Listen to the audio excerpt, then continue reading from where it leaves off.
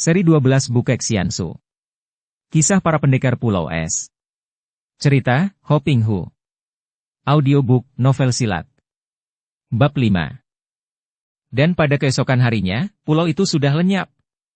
Pulau Es telah tenggelam, gadis itu melanjutkan ceritanya.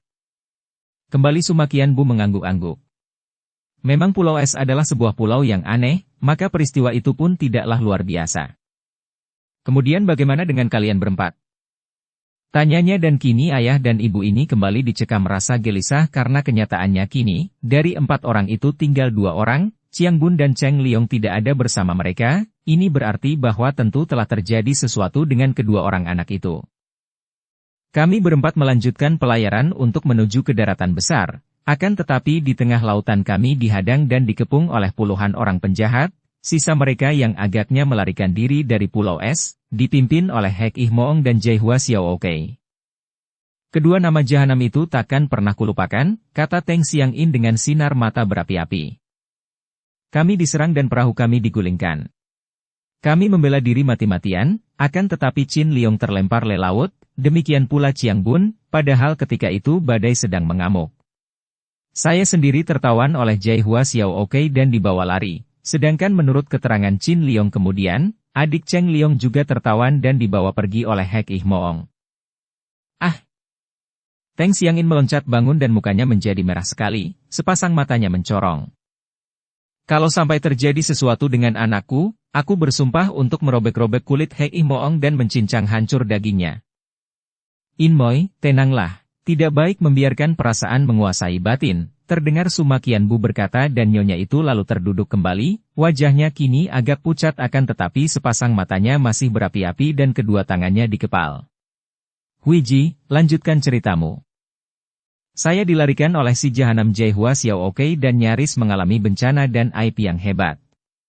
Untung muncul Chin Liong yang tiba pada saat yang tepat menolongku dan sayang sekali bahwa si keparat itu berhasil melarikan diri dari kejaran kami. Kami lalu langsung pergi ke sini untuk melaporkan kepada paman dan bibi. Dan Chiang Bun? Cheng Liong? Teng Xiang In bertanya.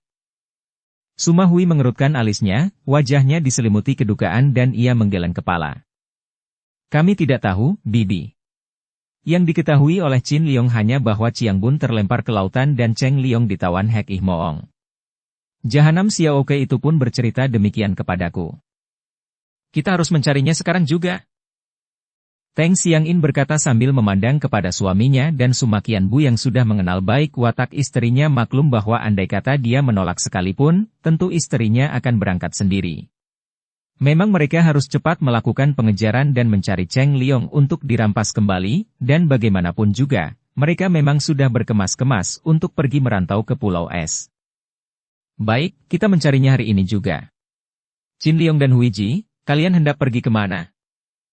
Paman, saya harus cepat-cepat pulang ke Tianjin memberi kabar kepada ayah dan ibu. Saya akan menemani Bibi Hui.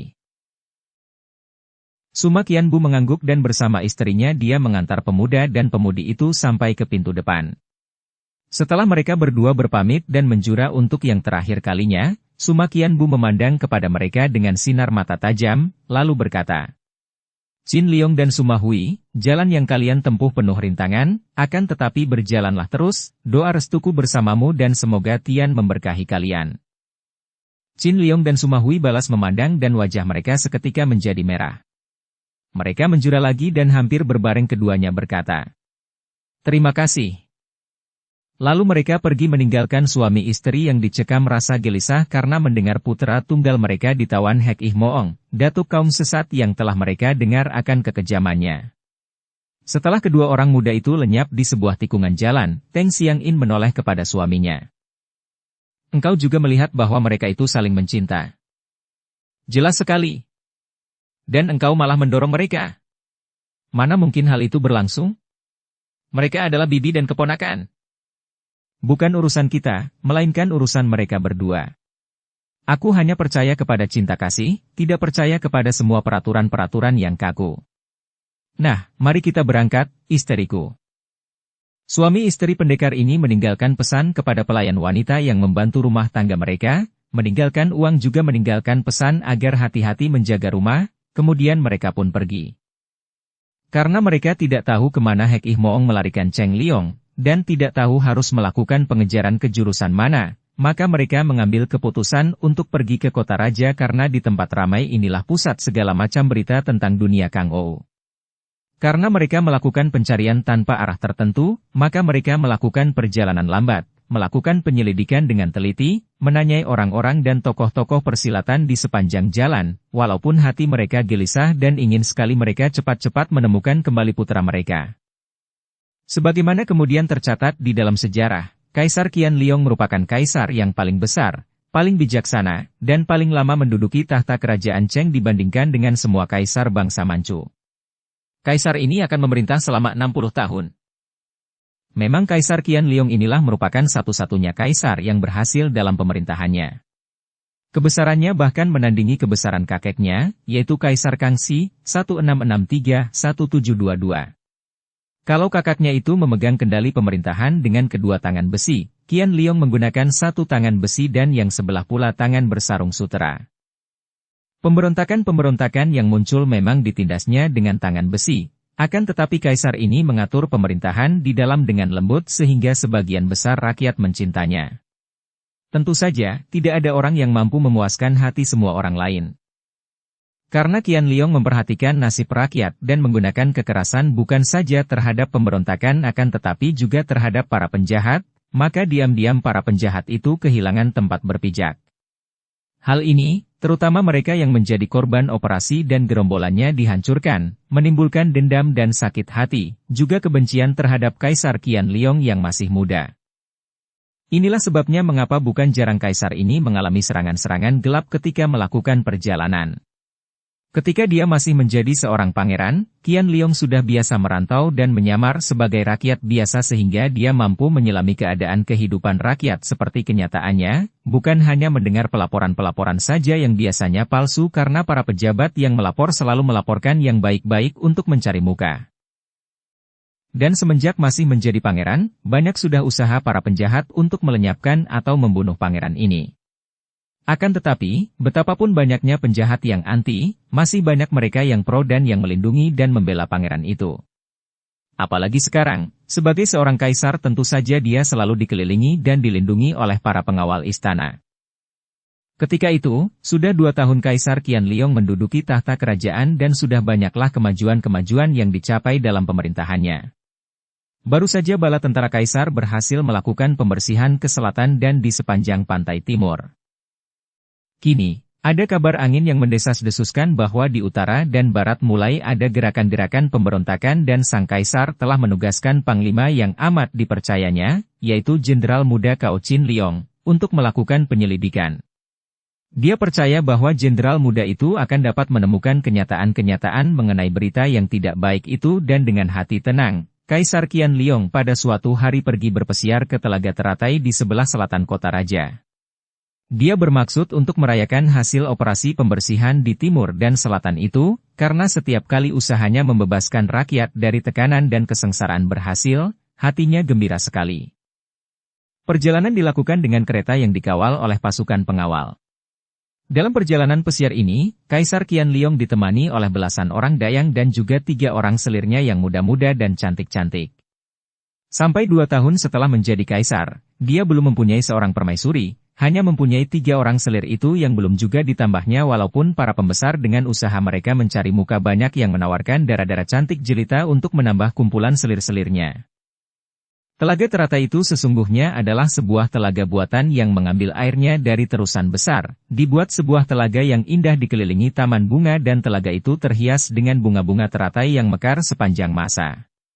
Beberapa buah perahu besar mewah milik istana dipergunakan untuk pesiar oleh Kaisar Qian Liong. Akan tetapi, tidak seperti kaisar lain yang mengutamakan kesenangan dengan hiburan tari-tarian, makan enak, kemudian bersenang-senang dengan para wanita cantik, Kaisar Qian Liong mempunyai cara bersenang-senang yang lain lagi. Kesenangannya amat bersahaja, seperti kesenangan rakyat jelata. Para dayang dan pengawal menahan rasa geli hati mereka tanpa merasa heran sedikitpun ketika perahu kaisar telah tiba di tengah telaga. Kaisar Qian Liong lalu mulai dengan hobinya, yaitu mengail ikan. Orang yang tidak biasa mengail ikan, tidak akan mengetahui apa sebabnya banyak sastrawan, filsuf, dan orang-orang besar di zaman dahulu suka mengail ikan. Akan tetapi mereka yang mempunyai hobi ini akan dapat merasakan bahwa di dalam keasyikan mengail ini orang akan menemukan kedamaian hati, ketentraman, dan kebahagiaan yang hanya dapat dinikmati orang dalam keadaan sunyi dan hening. Orang yang mengail dihanyutkan di dalam keheningan yang penuh harapan, kejutan tiba-tiba yang amat menggerahkan hati apabila umpan pancingnya disambar ikan, ketegangan yang mendebarkan jantung apabila ikan itu meronta-ronta dengan kuatnya untuk melepaskan diri, dan akhirnya kepuasan yang membanggakan apabila ikan itu dapat dinaikkannya ke atas, menggelepar di bawah kakinya. Kepuasan seorang pemenang dan hasil daripada kesabaran dan ketekunan. Seorang pengail ikan dapat saja menganggap pekerjaan memburu binatang di hutan sebagai pekerjaan kejam, atau seorang yang mempunyai hobi mengail ikan menganggap kejam orang yang berburu binatang sebagai hobi saja. Berburu binatang merupakan suatu perkosaan, pikir mereka, karena kita berburu binatang tertentu yang dikejar-kejar sampai dapat dan dibunuh di bawah mata dengan darah dingin. Akan tetapi tidak demikian dengan mengail ikan. Kita mengail ikan tanpa ditujukan kepada ikan tertentu, bahkan tanpa kesengajaan untuk menangkap ikan tertentu. Yang terkena umpan adalah ikan yang kebetulan menyambar umpan itu, jadi salahnya ikan itu sendiri atau tergantung kepada nasib sang ikan atau juga kepada kerakusannya. Tentu saja ini adalah pendapat seorang yang suka mengail ikan. Kaisar Qianliong kelihatan gembira sekali karena ternyata di telaga itu terdapat banyak ikan rakus. Sebentar saja umpan pancingnya disambar ikan yang cukup besar dan setelah dia berhasil menarik ikan itu ke atas perahu dan ikan itu dilepas dari pancing oleh pembantunya, kemudian mata kail dipasangi umpan baru, sebentar saja dia menarik ikan lain. Berturut-turut kailnya mengena dan sebentar saja dia telah berhasil memancing belasan ekor ikan yang cukup besar. Kaisar ini sama sekali tidak tahu betapa sebelum mengail, para taikam yang selalu berusaha untuk menyenangkan hati kaisar telah lebih dulu melepaskan banyak ikan-ikan besar di tempat itu. Terjadi pula kelucuan yang tidak diketahui oleh kaisar muda itu, yakni bahwa di antara ikan yang terdapat olehnya itu ada beberapa ekor ikan yang sebetulnya hanya bisa didapatkan di Sungai Yangtze. Di tepi telaga buatan itu terdapat banyak rakyat yang sengaja datang untuk nonton perahu kaisar. Bahkan ada pula yang memberanikan diri naik perahu. Memang telaga buatan itu pada hari-hari biasa dibuka dan kaisar memperbolehkan rakyat untuk bermain-main di situ. Bahkan kaisar yang sudah biasa dengan rakyat itu tidak pula melarang rakyat bermain-main pada saat dia sedang berlibur di situ. Hal ini sesungguhnya membuat para komandan pengawal mengerutkan kening karena tidak setuju, akan tetapi tentu saja mereka tidak berani menentang. Sebaliknya, rakyat berterima kasih dan memuji sikap kaisar yang sama sekali berbeda dengan kaisar-kaisar lain, yang biasanya amat congkak dan tidak sudi berdekatan dengan rakyat, apalagi rakyat kecil yang miskin. Di antara beberapa orang nelayan yang mendayung perahu mencari ikan di telaga itu, terdapat seorang wanita muda yang pakaiannya seperti nelayan, memakai caping lebar untuk melindungi wajahnya yang manis dari sengatan sinar matahari yang mulai naik tinggi. Perlahan-lahan, perahu wanita nelayan ini makin mendekati perahu kaisar. Para pengawal yang awas memasang mata, melihat nelayan wanita ini, akan tetapi karena ia hanya seorang wanita nelayan yang sendirian saja dalam sebuah perahu kecil, asyik memancing ikan pula, maka mereka tidak menaruh kecurigaan. Pula, apa yang dapat dilakukan oleh seorang wanita muda terhadap kaisar yang dijaga ketat oleh para pengawal? Memang benar bahwa kaisar tidak dikerumuni terlalu banyak pengawal, dan di perahu itu pun hanya terdapat 6 orang pengawal, akan tetapi itu pun sudah cukup kalau diingat bahwa mereka berada di atas perahu di tengah telaga, sedangkan di pantai telaga berkumpul pasukan pengawal. Selain itu, juga para anak buah perahu bukanlah orang lemah dan dapat pula membantu jika timbul keadaan bahaya. Kalau terlalu banyak perahu nelayan yang berani mendekat perahu kaisar, tentu para pengawal akan melarangnya. Akan tetapi hanya sebuah perahu kecil seorang nelayan wanita saja tidak menjadi soal.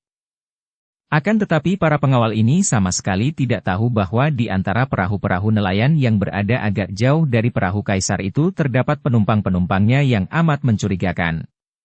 Dari sikap, bentuk tubuh dan pakaian mereka, jelaslah bahwa mereka itu bukan nelayan biasa. Sama sekali bukan nelayan karena mereka adalah orang-orang Kang Ou, kaum sesat yang menaruh hati dendam terhadap kaisar karena mereka adalah orang-orang yang menjadi korban pembersihan, bekas raja-raja bajak dan perampok yang telah kehilangan anak buah dan mata pencaharian mereka, kehilangan kerajaan kecil mereka. Ada 5 orang penjahat besar di perahu-perahu kecil terpisah dan para pengawal tidak tahu betapa tak lama kemudian perahu-perahu itu kosong dan para penghuninya lenyap. Barulah para pengawal itu menjadi panik dan geger ketika tiba-tiba ada 5 orang yang pakaiannya basah kuyup berloncatan masuk ke dalam perahu dengan tangan memegang senjata tajam. Pada saat itu, Kaisar Qianliong sedang menghadapi panggang ikan hasil kailnya tadi dan melihat munculnya 5 orang ini. Tentu saja Kaisar menjadi terkejut dan heran. Namun, bukan baru sekali ini saja Kaisar itu menghadapi ancaman bahaya. Ketika masih menjadi pangeran, sudah seringkali dia menghadapi ancaman maut, maka sekali ini pun dia bersikap tenang saja. Bahkan Kaisar muda ini melanjutkan makan minum sambil nonton betapa 6 orang pengawalnya sudah menerjang dan menyambut 5 orang penyerbu gelap itu. Akan tetapi, ternyata 5 orang penyerbu ini rata-rata memiliki ilmu silat yang tinggi. Mereka itu terlalu kuat bagi 6 orang pengawal dan berturut-turut, sudah ada 3 orang pengawal yang roboh mandi darah. Hahaha, Kaisar Qianliong, engkau hendak lari kemana sekarang? Seorang di antara para penyerbu yang bertubuh seperti raksasa bermuka hitam itu kini mengangkat golok besarnya dan menyerbu ke arah Kaisar yang sedang makan daging ikan. Kaisar itu maklum bahwa tidak ada jalan lari baginya, maka dia pun melanjutkan makan, bangkit pun tidak dari tempat duduknya. Melihat ketenangan orang itu, si penjahat menjadi termangu-mangu dan ragu-ragu, memandang ke kanan kiri untuk melihat apa yang menyebabkan Kaisar begitu tenang seolah-olah ada yang diandalkan. Penjahat ini sudah mendengar betapa Kaisar ini sejak menjadi pangeran dahulu selalu dilindungi oleh para pendekar dan menurut dongeng dilindungi oleh dewa-dewa yang tidak nampak. Kaisar Qianliong tersenyum, melihat keraguan orang itu. Orang kasar, apa sebabnya engkau hendak membunuh kami? Penjahat itu nampak marah lagi. Engkau menjadi kaisar bertindak sewenang-wenang terhadap golongan kami, menindas dan membasmi golongan kami. Maka kami harus membunuhmu. Ah, apa untungnya kalau engkau membunuhku?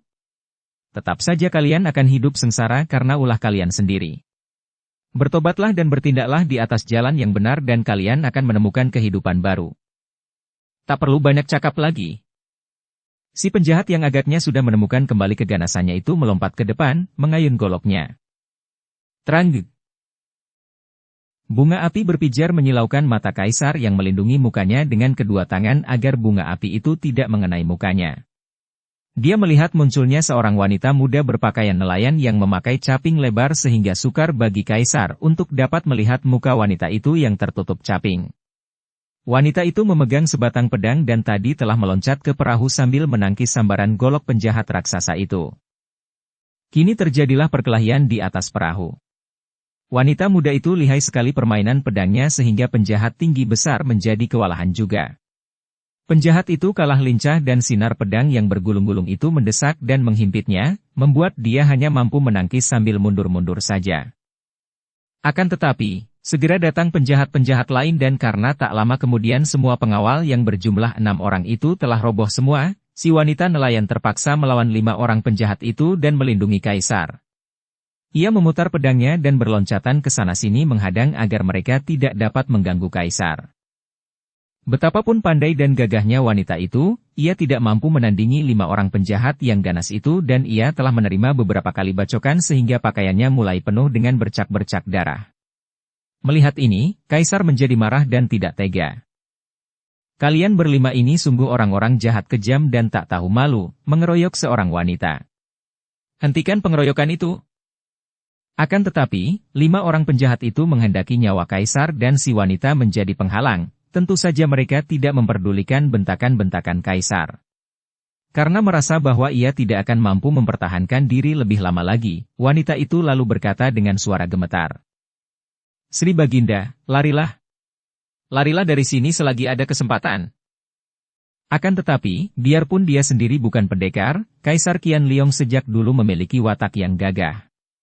Ada seorang wanita yang membela dan melindunginya terancam bahaya maut, bagaimana mungkin dia mau melarikan diri begitu saja meninggalkan wanita itu sendiri saja menghadapi maut? Dia lalu bertepuk tangan dan berkata kepada para anak buah perahu yang berdiri dengan bingung. Jangan diam saja. Bantulah wanita ini menghadapi penjahat. Mendengar perintah itu, barulah belasan orang anak buah perahu itu berbondong-bondong maju dengan senjata seadanya. Ada yang membawa tombak ikan, ada yang membawa dayung, dan tukang masak datang bersenjatakan pisau dapur yang besar. Mereka juga bukan orang-orang lemah, akan tetapi tentu saja bukan apa-apa bagi 5 orang penjahat lihai itu. Sebentar saja mereka pun sudah terlempar ke sana-sini terkena tendangan para penjahat dan kembali wanita itu dikeroyok. Des! Sebuah pukulan yang keras sekali dengan sebuah ruyung mengenai punggung wanita itu. Wanita itu mengeluh dan muntah darah, dan pada saat itu, sebatang golok membacok lambungnya. Darah muncrat dan wanita itu pun terhuyung. Namun, dengan pedangnya ia masih mampu menghalau sebatang golok yang menyambar ke arah Kaisar. Wanita itu sungguh gagah perkasa dan mati-matian melindungi Kaisar. Bunuh perempuan ini lebih dulu, baru kita sembelih Kaisar, kata si tinggi besar dan kini mereka semua menerjang ke arah wanita yang sudah lemah itu. Si wanita memutar pedangnya melindungi diri, akan tetapi karena tenaganya sudah lemah, ia terlempar ke belakang, jatuh menimpa pangkuan Kaisar. Kaisar merangkulnya, tidak peduli akan darah wanita itu yang membasahi lengan dan jubahnya. Dan Kaisar terkesiap kaget ketika caping itu terbuka dan wajah yang manis itu nampak. Li Hua! Kaisar Qian Liong berseru dan memandang terbelalak. Kau! Li Hua! Wanita itu mencoba untuk tersenyum.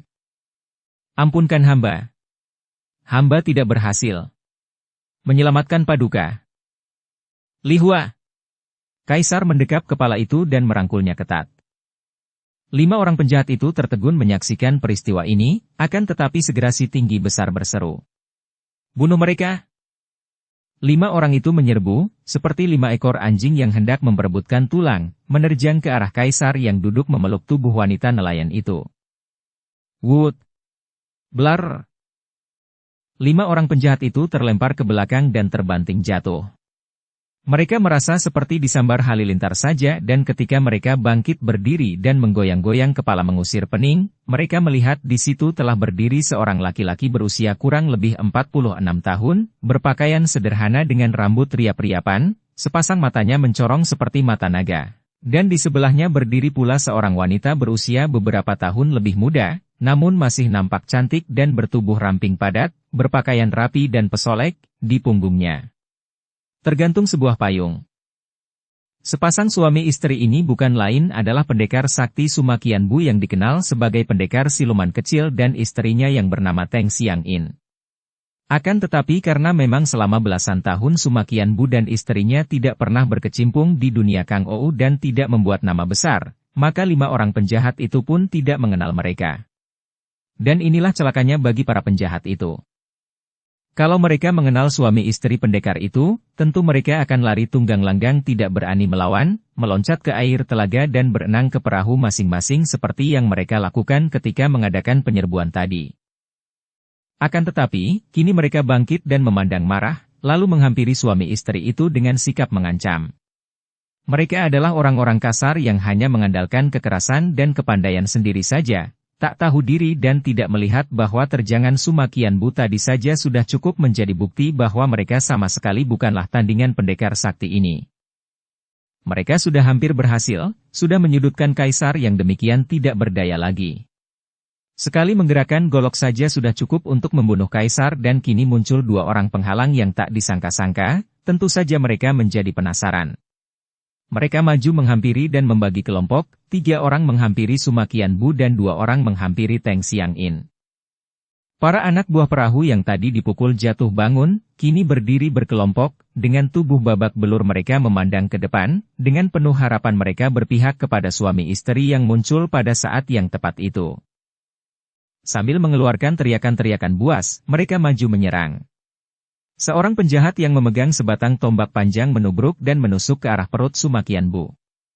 Pendekar ini tidak bergerak dari tempat dia berdiri melainkan menyambut tusukan itu dengan tangannya, menangkap ujung tombak dengan mudahnya dan sekali betot, orang itu terbawa mendekat dan begitu kedua tangan pendekar sakti ini bergerak, tombak panjang itu seperti benda lunak saja dilibat-libatkan pada tubuh pemiliknya sehingga penjahat itu terbelit tombaknya sendiri, tidak mampu bergerak seperti ayam di telikung. Pelak! Tangan pendekar sakti itu menampar dan tubuh penjahat yang sudah tidak mampu bergerak itu terlempar keluar dari perahu, jatuh menimpa air yang muncrat tinggi dan tubuh itu pun tenggelam karena dibebani tombak dan kedua lengannya tidak mampu bergerak. Orang pertama yang menyerang Teng Xiangin adalah seorang penjahat berperut gendut dengan kepala botak. Dia memegang ruyung besar dan orang inilah yang tadi menggebuk punggung wanita nelayan itu. Kini, dengan ruyung yang besar dan berat itu dia menyerang kepada Teng Xiangin. Nyonya pendekar ini pun tidak bergerak dari tempat ia berdiri, melainkan sepasang matanya yang tajam berpengaruh itu menatap ke arah wajah si gendut, mulutnya yang manis berkemak-kemik dan telunjuk kanannya menuding.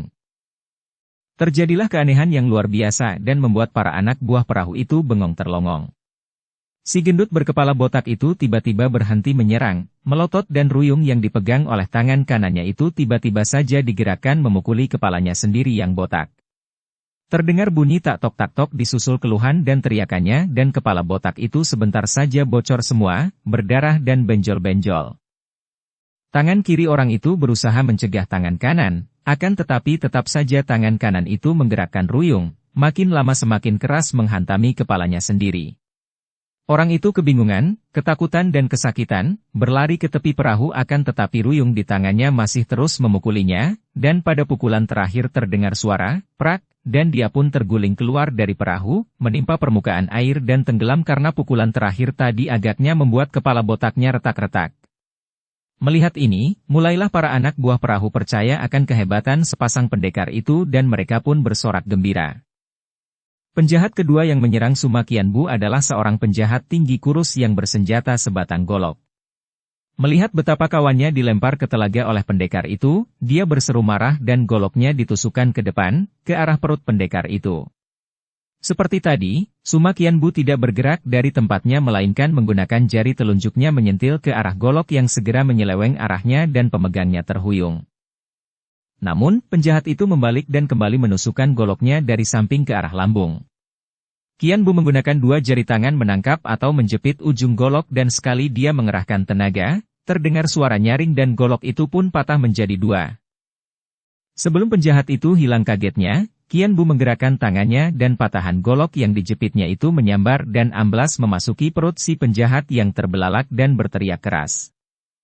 Qianbu menangkap punggung bajunya dan sekali tangannya bergerak, tubuh penjahat itu menyusul temannya terlempar ke air telaga, terus tenggelam karena patahan golok yang terbenam dalam perutnya itu telah merenggut nyawanya. Penjahat keempat yang menyerang Teng Xiangin juga mengalami nasib yang sama buruknya. Dia menggunakan sebatang pedang yang diputar-putar ke atas kepala dan ketika dia menerjang maju, Xiangin berkata halus. "Monyet busuk, engkau bermain-main dengan seekor ular apakah tidak takut digigit?" Bagi para anak buah perahu yang enak nonton perkelahian aneh itu, terjadilah suatu pemandangan yang aneh luar biasa. Mereka melihat betapa penjahat berpedang yang menyerang Nyonya pendekar itu tiba-tiba menjerit, memandangi pedangnya di tangan yang diangkat tinggi-tinggi, matanya terbelalak ketakutan dan berkali-kali dia menjerit seolah-olah melihat pedangnya sendiri sebagai sesuatu yang menakutkan. Dan memang sesungguhnya demikianlah. Seperti tadi ketika menghadapi lawan pertama, Nyonya pendekar ini tidak mau mengotorkan tangan menandinginya dengan ilmu silat, melainkan sudah menggunakan ilmu sihirnya. Yang pertama tadi, ia membuat si penjahat memukuli kepala sendiri dengan ruyung sampai remuk. Kini, ia menyihir lawan membuat si lawan itu tiba-tiba saja melihat pedangnya yang berada di tangan itu berubah menjadi seekor ular besar ganas yang menyembur-nyembur dan hendak menggigit hidungnya. Tentu saja dia menjadi ketakutan dan panik melihat ular yang dipegangnya sendiri pada ekornya itu. Selagi dia kebingungan, sebuah sepatu runcing menyambar ke arah pusarnya. "Duh!" Penjahat itu berteriak, matanya mendelik dan tubuhnya terlempar keluar perahu menimpa air telaga mengikuti teman-temannya ke neraka. Si raksasa tinggi besar yang menjadi pimpinan 5 orang itu menjadi terkejut setengah mati melihat betapa 4 orang temannya tewas dalam keadaan demikian aneh, dan tak disangkanya mereka itu demikian mudahnya jatuh oleh sepasang pendekar setengah tua ini. Matanya terbelalak memandang kepada suami istri itu bergantian kemudian dia mengkirik dan membalikkan tubuh lalu lari hendak meloncat keluar dari perahu yang mengerikan hatinya itu. Nanti dulu. Berikan dulu golok itu padaku." Teng Xiangin berkata halus akan tetapi sungguh aneh sekali, raksasa itu menghentikan langkahnya, membalik dan menghampiri Xiangin, menyerahkan golok besar itu seperti seorang anak penurut yang taat sekali. Siang In menerima golok dan orang itu terbelalak, seolah-olah terkejut dan terheran melihat kelakuannya sendiri dan seperti baru sadar, dia lalu membalik dan lari. Tubuhnya melayang keluar dari perahu ketika dia meloncat. Akan tetapi pada saat itu, nampak sinar berkelebat menyilaukan mata dan sebatang golok terbang menyambar ke arah leher penjahat itu. Nampak darah muncrat dan ketika tubuh raksasa itu menimpa air, ternyata kepalanya telah terpisah dari badannya oleh goloknya sendiri yang tadi dilontarkan oleh Teng Xiangin. Para anak buah perahu itu bersorak, akan tetapi mereka juga bergidik ngeri menyaksikan betapa suami istri ini membunuh 5 orang penjahat itu dengan sadis. Mengapa suami istri pendekar ini menjadi demikian kejam dan sadis terhadap para penjahat? Bukan hanya karena para penjahat itu memang merupakan orang-orang berbahaya yang sudah berani mencoba untuk membunuh kaisar, namun terutama sekali karena telah terjadi perubahan dalam batin suami istri pendekar ini yang tentu saja mempengaruhi tindakan mereka. Hal ini terjadi semenjak mereka berdua mendengar dari Qin Liong dan Suma Hui tentang terculiknya putra tunggal mereka, Cheng Liong, oleh Hek Ih Moong dan terutama sekali mendengar bahwa ayah bunda mereka dan Pulau Es telah terbunuh dan terbasmi oleh datuk-datuk sesat itu. Semenjak itu, mereka berdua merasa sakit hati sekali, mendendam kepada dunia penjahat yang membuat mereka sampai hati melakukan kekejaman tadi. Dendam membuat kita menjadi kejam. Hal ini dapat kita buktikan sendiri dengan melihat sendiri keadaan batin kita. Dendam melahirkan kebencian dan kebencian inilah yang memungkinkan perbuatan kejam karena kebencian membuat kita ingin melihat yang kita benci itu menderita sehebat mungkin. Sekali diracuni dendam, hati seorang pendekar seperti Suma Qianbu atau Teng Xiangin sekalipun, akan berubah menjadi sadis dan kejam, tentu saja kejam terhadap mereka yang menimbulkan dendam itu. Dan kebencian merupakan suatu penyakit. Jangan dikira bahwa setelah orang yang dibencinya lenyap, lalu kebencian itu pun akan berakhir atau lenyap dengan sendirinya. Kebencian itu akan tetap ada di batin, tinggal menanti bahan bakarnya saja untuk dapat berkobar lagi.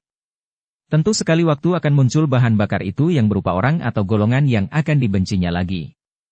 Karena kebencian adalah penonjolan keakuan yang paling parah, kebencian timbul karena si aku merasa dirugikan sehingga timbul dendam dan benci yang membuat si aku ingin sekali melihat yang dibenci itu menderita dan terbalas. Setelah menghajar 5 orang penjahat itu, Qianbu dan Xiangin membalik dan menghadapi kaisar. Akan tetapi kaisar muda itu memangku tubuh yang sudah lunglai itu sambil menangis dan menciuminya. Kemudian terdengar Kaisar Qian Liong yang sudah mengenal baik suami istri pendekar itu berkata, "Suma Tehiap, tolonglah, selamatkanlah nyawa kekasihku ini." Mendengar ucapan ini, Qianbu dan Xiangin terkejut, cepat menghampiri, berlutut dan memeriksa keadaan wanita itu. Akan tetapi mereka hanya saling pandang setelah mengadakan pemeriksaan karena keduanya maklum bahwa nyawa wanita itu tak mungkin dapat diselamatkan lagi. Bagian dalam tubuhnya luka hebat oleh pukulan keras, dan juga lambungnya terluka parah oleh bacokan senjata tajam. Belum lagi seluruh tubuhnya yang terhias luka-luka yang cukup dalam dan parah. Mereka berdua memandang dengan hati iba dan diam-diam mereka pun heran mendengar betapa kaisar menyebut wanita nelayan itu kekasih. Memang sesungguhnya lah bahwa wanita itu adalah seorang gadis yang sejak lama menjadi kekasih hati Kaisar Qian Liong, sejak kaisar ini masih menjadi seorang pangeran. Beberapa tahun yang lalu, orang-orang gagah dari Xiao Limpai yang mendendam kepada Kaisar Yung Cheng, menyerbu istana. Di antara mereka terdapat seorang murid Xiao Limpai wanita yang bernama Shou Lihua yang pada waktu itu baru berusia 18 tahun. Ia pun mendendam kepada kaisar yang masih terhitung susyoknya sendiri karena gurunya menderita sengsara ketika istri gurunya itu pada suatu hari diperkosa oleh kaisar. Shou Lihua ikut rombongan para Huisyo Xiao Limpai untuk membalas dendam dan menyerbu istana. Akan tetapi, orang-orang Xiao Limpai itu roboh dan tewas semua kecuali Shou Lihua yang berhasil melarikan diri. Di dalam istana ini, selagi dikejar-kejar, Shou Lihua bertemu dengan Pangeran Qian Liong yang segera menolongnya, menyembunyikannya, bahkan mengawalnya keluar istana sampai selamat. Ternyata sang pangeran itu jatuh cinta kepada Shou Lihua. Sebelum berpisah, pangeran itu memberikan sebuah cincin dan sang pangeran berjanji bahwa kelak dia akan berjodoh dengan Shou Lihua setelah menjadi kaisar. Peristiwa ini diceritakan dengan jelas dalam cerita Suling Emas dan Naga Siluman. Shou Lihua masih sadar dan gadis ini pun melihat sikap sepasang suami istri itu. Ia pun maklum bahwa dirinya tak mungkin dapat ditolong lagi, maka ia pun berkata lemah. Sudahlah. Sri Baginda. Hamba tak mungkin dapat hidup. Li Hua. Ah, Li Hua, kenapa selama ini engkau tidak datang kepadaku? Ini. Ah, ini cincinku masih kau bawa. Tapi kenapa engkau tidak muncul? Kaisar muda itu menarik sebuah tali yang tergantung pada leher Li Hua dan ternyata cincin pemberiannya tergantung pada tali itu. Sri Baginda. Hamba hanya seorang. Rendah. Mana berani hamba mengganggu seorang mulia seperti Paduka? Ah, Li Hua kekasihku. Akulah yang bersalah, aku telah melupakanmu. Terlalu banyak pekerjaan yang harus kuselesaikan sampai aku terlupa padamu. Padahal, cintaku padamu tak pernah padam. Li Hua, kau maafkan aku. Sudahlah, Sri Baginda. Hamba merasa bahagia. Pada saat terakhir, masih dapat berjumpa dengan Paduka. Masih dapat membela Paduka. Ah, hamba puas. Ternyata Paduka masih mencinta. Gadis itu menghentikan kata-katanya, napasnya terengah-engah. Melihat wajah itu makin memucat dan tubuh yang dipangkunya makin lemas terkulai, Kaisar Qian Liong menjadi panik. Tai Hiap. Ah, tolonglah dia. Akan tetapi Qian Bu dan istrinya hanya menarik napas panjang. Luka-lukainya terlampau parah, Sri Baginda. Jawaban ini cukup bagi Qian Liong. Dia merangkul dan menciumi muka yang pucat itu sambil menangis. Li Hua. Ah, Li Hua, jangan mati. Mari hidup di sampingku sebagai istri tercinta. Zhou Li Hua membuka kembali matanya dan kini sepasang matanya bersinar layu walaupun bibirnya mengarah senyum dan wajahnya berseri. Sri Baginda. Kekasih hamba. Hamba rela mati. Hamba berterima kasih. Hamba cinta. Dan ia pun terkulai karena nyawanya telah melayang. Li Hua. Sri Baginda, ia telah tiada. Xiang In berkata halus dan mengambil mayat itu dari pangkuan Kaisar. Kaisar Qian Liong memejamkan matanya dan sejenak dia duduk seperti itu, air matanya turun dari kedua mata yang dipejamkan, dan dia menguatkan hatinya. Kemudian dia membuka mata, bangkit berdiri dan melihat betapa para pengawal, sepasukan besar yang tadinya berjaga di tepi telaga, sudah tiba di situ menggunakan perahu mereka, dia cepat memberi perintah. Tangkap penjahat-penjahat itu dan beri hukuman berat kepada mereka. Menerima perintah dari Kaisar yang berduka dan marah ini, para pengawal menjadi bingung, akan tetapi mereka segera turun tangan, ada yang meloncat ke air dan menyelam, mencari 5 orang penyerbu tadi. Akan tetapi, mereka hanya mampu menangkap 5 mayat saja karena 5 orang penjahat tadi telah mati semua. Suma Qian Bu dan istrinya mengawal Kaisar Qian Liong kembali ke istana di kota raja. Dan jenazah Zhou Li Hua juga diangkut ke kota raja di mana Kaisar menganugerahi pangkat selir pertama kepada wanita yang telah mati itu, dan jenazahnya dikubur dengan upacara kebesaran dan dibuatkan nisan yang besar dan megah. Setelah ikut menghadiri upacara pemakaman sebagai penghormatan kepada Zhou Li Hua, suami istri Suma Qian Bu mohon diri meninggalkan istana dan mereka pun mulai melakukan penyelidikan di kota raja tentang diri Hek Ih Moong yang telah menculik dan melarikan putra mereka. Namun, tidak ada orang yang mendengar tentang datuk itu dan tentu saja hal ini makin menggelisahkan hati suami istri itu. Mereka makin giat menyelidiki dan mengambil keputusan takkan berhenti mencari sebelum mereka berhasil menemukan putra mereka. Peralihan dari kehidupan kepada kematian merupakan rahasia besar yang menakjubkan. Kalau memang kematian sudah saatnya tiba, maka ada saja yang menjadi lantaran dan kematian itu tidak dapat ditolak dengan cara bagaimanapun juga. Betapapun pandainya manusia, namun semua harus tunduk terhadap hukum alam ini, ialah kehidupan tentu berakhir dengan kematian dan tidak ada kekuasaan yang dapat mencegahnya atau memperpanjang waktu tibanya kematian. Kalau sudah tiba saatnya, biar hendak bersembunyi di lubang semut, tetap saja kematian datang menjemput. Sebaliknya, kalau saat kematian belum tiba, biar kita berada di bawah ancaman maut yang bagaimana hebat pun, yang nampaknya tidak mungkin kita dapat keluar dengan selamat. Namun, ada saja lantarannya yang membuat kita terluput daripada cengkeraman maut dan masih dapat hidup terus. Sudah terlalu banyak contoh-contoh tentang kematian yang datang tiba-tiba tanpa tersangka-sangka, dan tentang orang-orang yang selamat dan luput dari kematian padahal sudah terkurung maut dan agaknya tak ada harapan untuk lolos lagi. Ada orang yang sejak mudanya menjadi prajurit sampai tua, puluhan tahun berada dalam kepungan maut, setiap saat mungkin saja maut merenggut nyawanya, namun ternyata dia selamat, terluka pun tidak. Sampai dia mengundurkan diri dari pekerjaan sebagai prajurit karena sudah bosan atau lelah. Pulang ke kampung, tergigit seekor nyamuk saja bisa mendatangkan penyakit yang akan menyeretnya ke lubang kubur. Inikah yang disebut nasib? Terserah. Nasib hanya sebuah kata yang muncul karena kita kehabisan akal untuk dapat mengerti. Dan ada atau tidak adanya yang disebut nasib. Yang penting kita harus selalu menjaga diri, bukan karena takut mati melainkan untuk memelihara badan dan batin kita agar tetap sehat dan jauh dari bencana.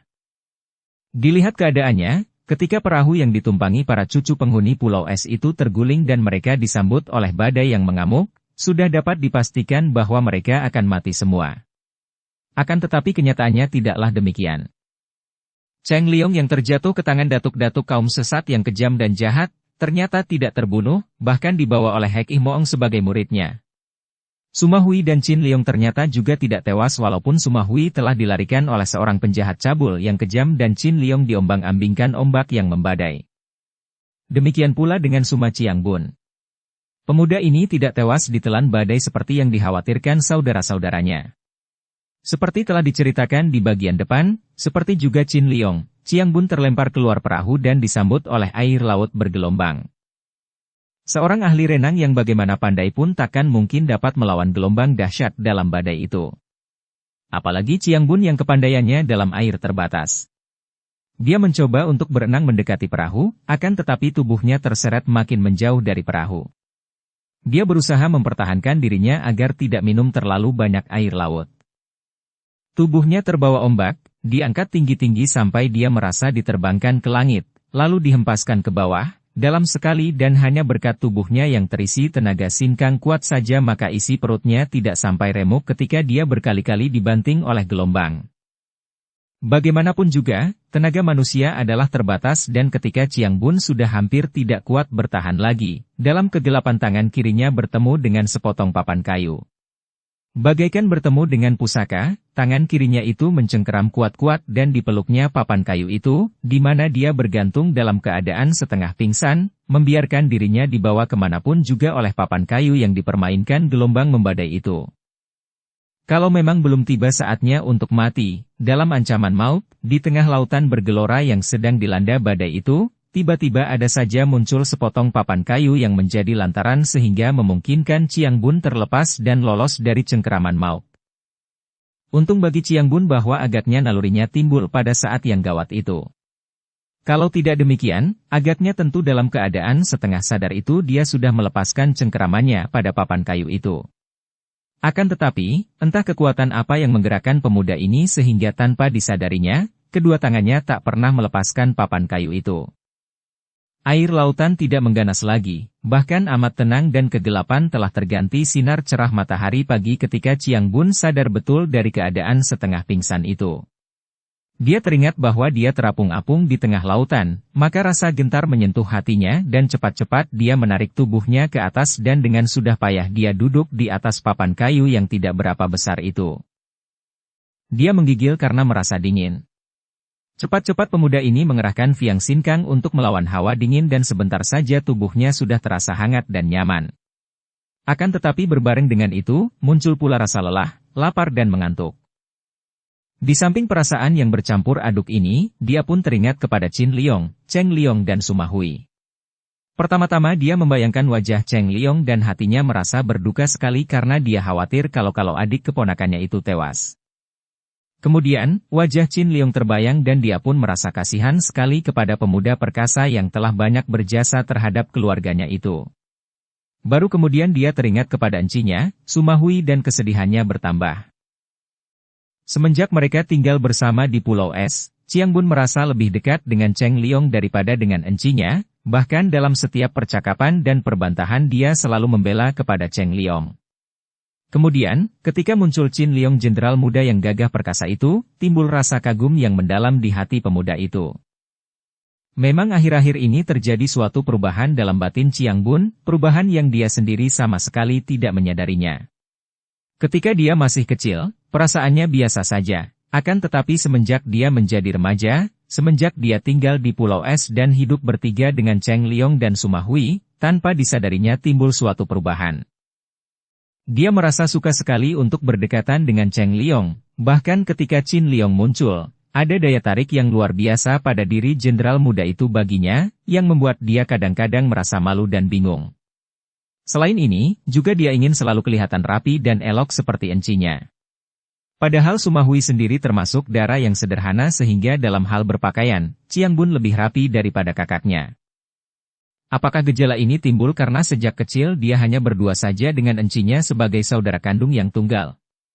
Selalu berdekatan dengan kakak wanita sehingga dia meniru-niru encinya dan mempunyai ciri-ciri seperti seorang wanita? Dia sendiri tidak sadar dan juga tidak tahu, akan tetapi yang diketahuinya hanyalah bahwa setelah menginjak usia 15 tahun, dia merasa tertarik sekali kepada lelaki dan menyukai wajah dan bentuk tubuh laki-laki yang jantan. Aduh, lapar sekali perutku. Chiang Bun mengeluh dan mengusir renungan memedihkan tentang saudara-saudaranya yang tidak diketahuinya bagaimana keadaannya itu, hidup atau mati. Tiba-tiba dia mendengar suara orang, teriakan-teriakan gembira.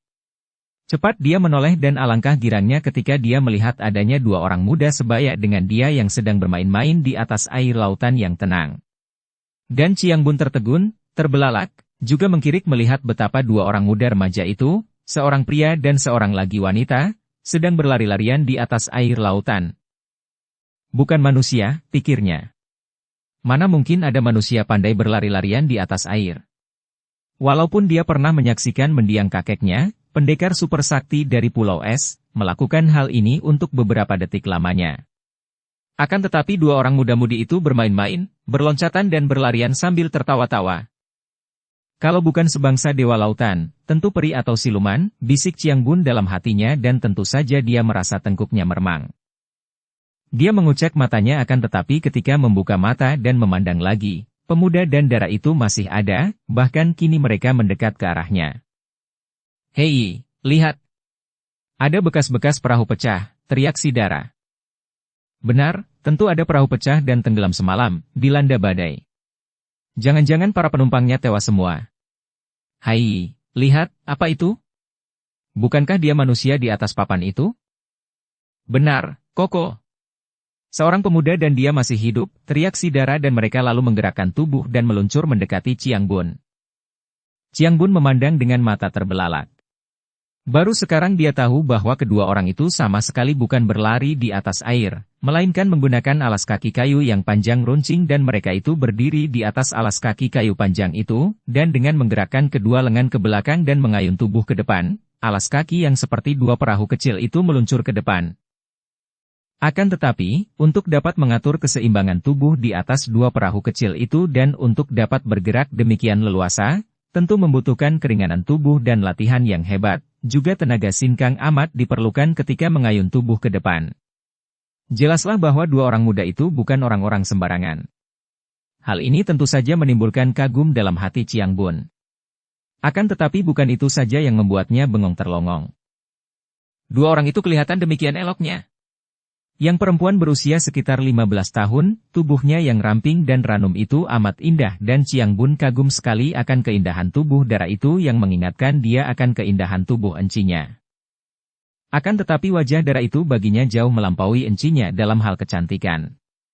Seraut wajah yang cantik jelita dan manis sekali, dengan sepasang mata yang seperti bintang, hidung mancung dan mulut yang amat manis. Akan tetapi, hanya sebentar saja sepasang mata Chiang Bun menatap dan mengagumi wajah dan tubuh Dara itu, yang hanya mengenakan pakaian pendek dan ringkas dan basah karena air lautan sehingga pakaian itu menempel ketat pada tubuhnya, mencetak tubuh yang menggairahkan itu.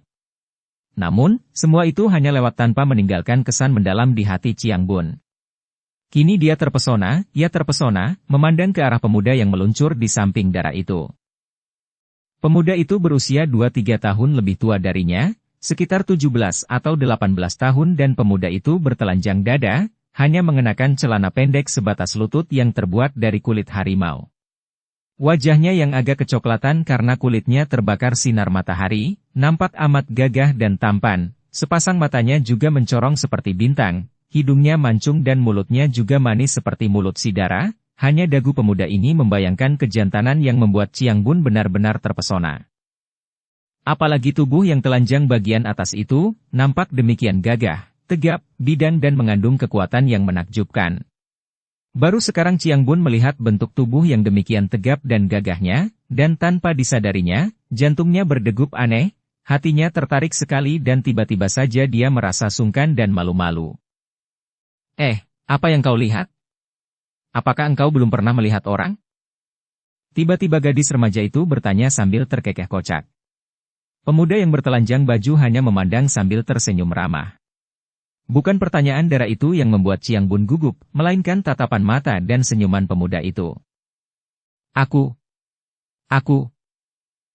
Aku belum pernah melihat orang-orang yang bermain-main di atas lautan seperti kalian ini. Hai hik. Darah itu tertawa terkekeh geli. Hahaha. Pemuda itu pun tertawa. Sikap mereka demikian gembira, suara ketawa mereka demikian bebas sehingga Chiang Bun yang biasanya pendiam dan serius, terseret oleh kegembiraan mereka dan dia sama sekali tidak merasa tersinggung karena dua orang itu sama sekali tidak seperti mentertawakannya. Maka dia pun ikut pula tertawa hahihah walaupun dia tidak tahu apa sebenarnya yang mereka tertawakan. Hahaha. Dia tertawa. Melihat pemuda di atas papan itu tertawa menyeringai dengan muka mengandung keheranan dan tidak mengerti, dua orang muda itu makin geli dan ketawa mereka makin keras. Ketawa itu seperti tangis. Kalau dibiarkan berlarut-larut semakin keras, akan tetapi akhirnya akan habis tenaganya dan berhenti sendiri. Dua orang muda yang tadinya berdiri di atas alas kaki kayu panjang itu, selalu harus mengatur keseimbangan tubuh mereka, mengerahkan ginkang, ilmu meringankan tubuh, dan mengerahkan tenaga pada kaki. Ketika mereka tertawa-tawa, mulailah keseimbangan tubuh mereka goyah dan mereka pun maju mundur, meluncur ke kanan kiri dan akhirnya darah itu tidak dapat mempertahankan keseimbangan tubuhnya lagi dan terpelanting. Biur! Air muncrat tinggi.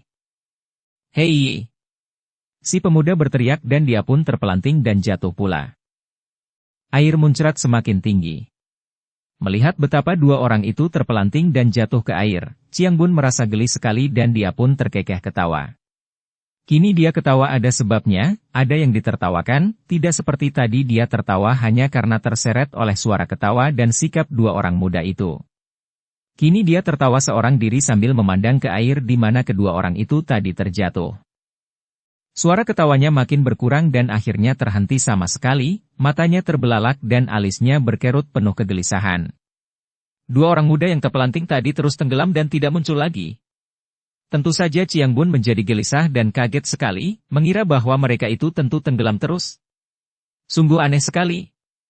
Dua orang yang begitu pandai bermain di atas air, apakah tidak pandai berenang sehingga mati tenggelam? Dia sendiri lemas dan lelah sekali. Akan tetapi melihat mereka berdua itu tenggelam dan tidak timbul lagi, tanpa ragu-ragu Chiang Bun lalu meloncat ke air, melupakan kelelahan dan kelemasan tubuhnya, kemudian menyelam dan mencari-cari dengan membuka matanya di dalam air. Dia merasa matanya perih, akan tetapi karena sinar matahari cerah, dia dapat melihat ke bawah cukup jelas. Dan apa yang dapat ditangkap dengan pandang matanya membuat dia merasa mukanya panas karena malu. Dua orang muda yang disangkanya tenggelam dan mungkin mati itu sedang berenang di dalam air dengan amat lincahnya, agaknya mengejar ikan-ikan besar seperti berlumba. Tahulah dia bahwa dia telah salah sangka dan bahwa dua orang muda itu memang benar-benar memiliki ilmu dalam air yang luar biasa seperti setan-setan air saja, maka dia pun cepat-cepat naik kembali ke permukaan air. Setelah kepalanya tersembul, dia menarik napas dalam-dalam dan agak terengah karena lama juga dia tadi menahan napas. Dengan mengandalkan sinkangnya, memang dia dapat bertahan lebih lama daripada orang biasa. Akan tetapi dia merasa lelah sekali dan dapat dibayangkan betapa kagetnya ketika dia melihat sepotong papan yang telah menyelamatkannya semalam kini sudah terbawa air amat jauh dari situ. Mati-matian dia lalu berenang mengejar, akan tetapi tenaganya semakin lemas dan dia merasa tidak mampu menyusul papan yang hanyut itu. Tiba-tiba, selagi dia merasa bingung, karena tanpa papan itu dia takkan dapat lama bertahan di permukaan air. Apalagi setelah tenaganya makin lemas itu, papan itu seperti hidup dan bergerak membalik dan meluncur ke arahnya. Tentu saja dia merasa terkejut dan heran, akan tetapi yang terutama girang sekali. Ditangkapnya papan itu dan dia pun naik kembali ke atasnya, duduk terengah-engah dan menyusut air laut dari rambut dan mukanya. Dia memandang ke air dan kekaguman hatinya bercampur heran dan khawatir. Dua orang muda itu sudah demikian lamanya di dalam air, bagaimana mereka kuat bertahan? Tentu mereka memiliki sinkang yang luar biasa tinggi dan kuatnya. Siapakah mereka itu dan mengapa berada di tengah lautan? Dia tidak melihat perahu di sekeliling tempat itu dan kembali Chiang Bun bergidik. Manusiakah mereka? Dia mengingat kembali percakapan antara mereka dan hatinya meragu. Pertanyaan gadis itu menunjukkan bahwa mereka manusia, akan tetapi sikap mereka yang terbuka dan aneh, lalu keadaan mereka yang seolah-olah hidup di lautan, kepandaian mereka yang luar biasa dalam air. Tiba-tiba air bergerak dan muncullah dua orang yang sedang dijadikan bahan renungan itu. Sepasang sepatu itu berada di punggung masing-masing, terikat dengan belitan tali ke dada, dan kini kedua tangan mereka memegang dua ekor ikan yang sebesar betis, gemuk dan montok, yang masih menggelepar-gelepar. "Nih, sobat, kau bawakan ikan-ikanku," kata pemuda itu dan tubuhnya yang berada di air itu meluncur cepat ke arah papan di mana Chiang Bun duduk. Chiang Bun memandang kagum.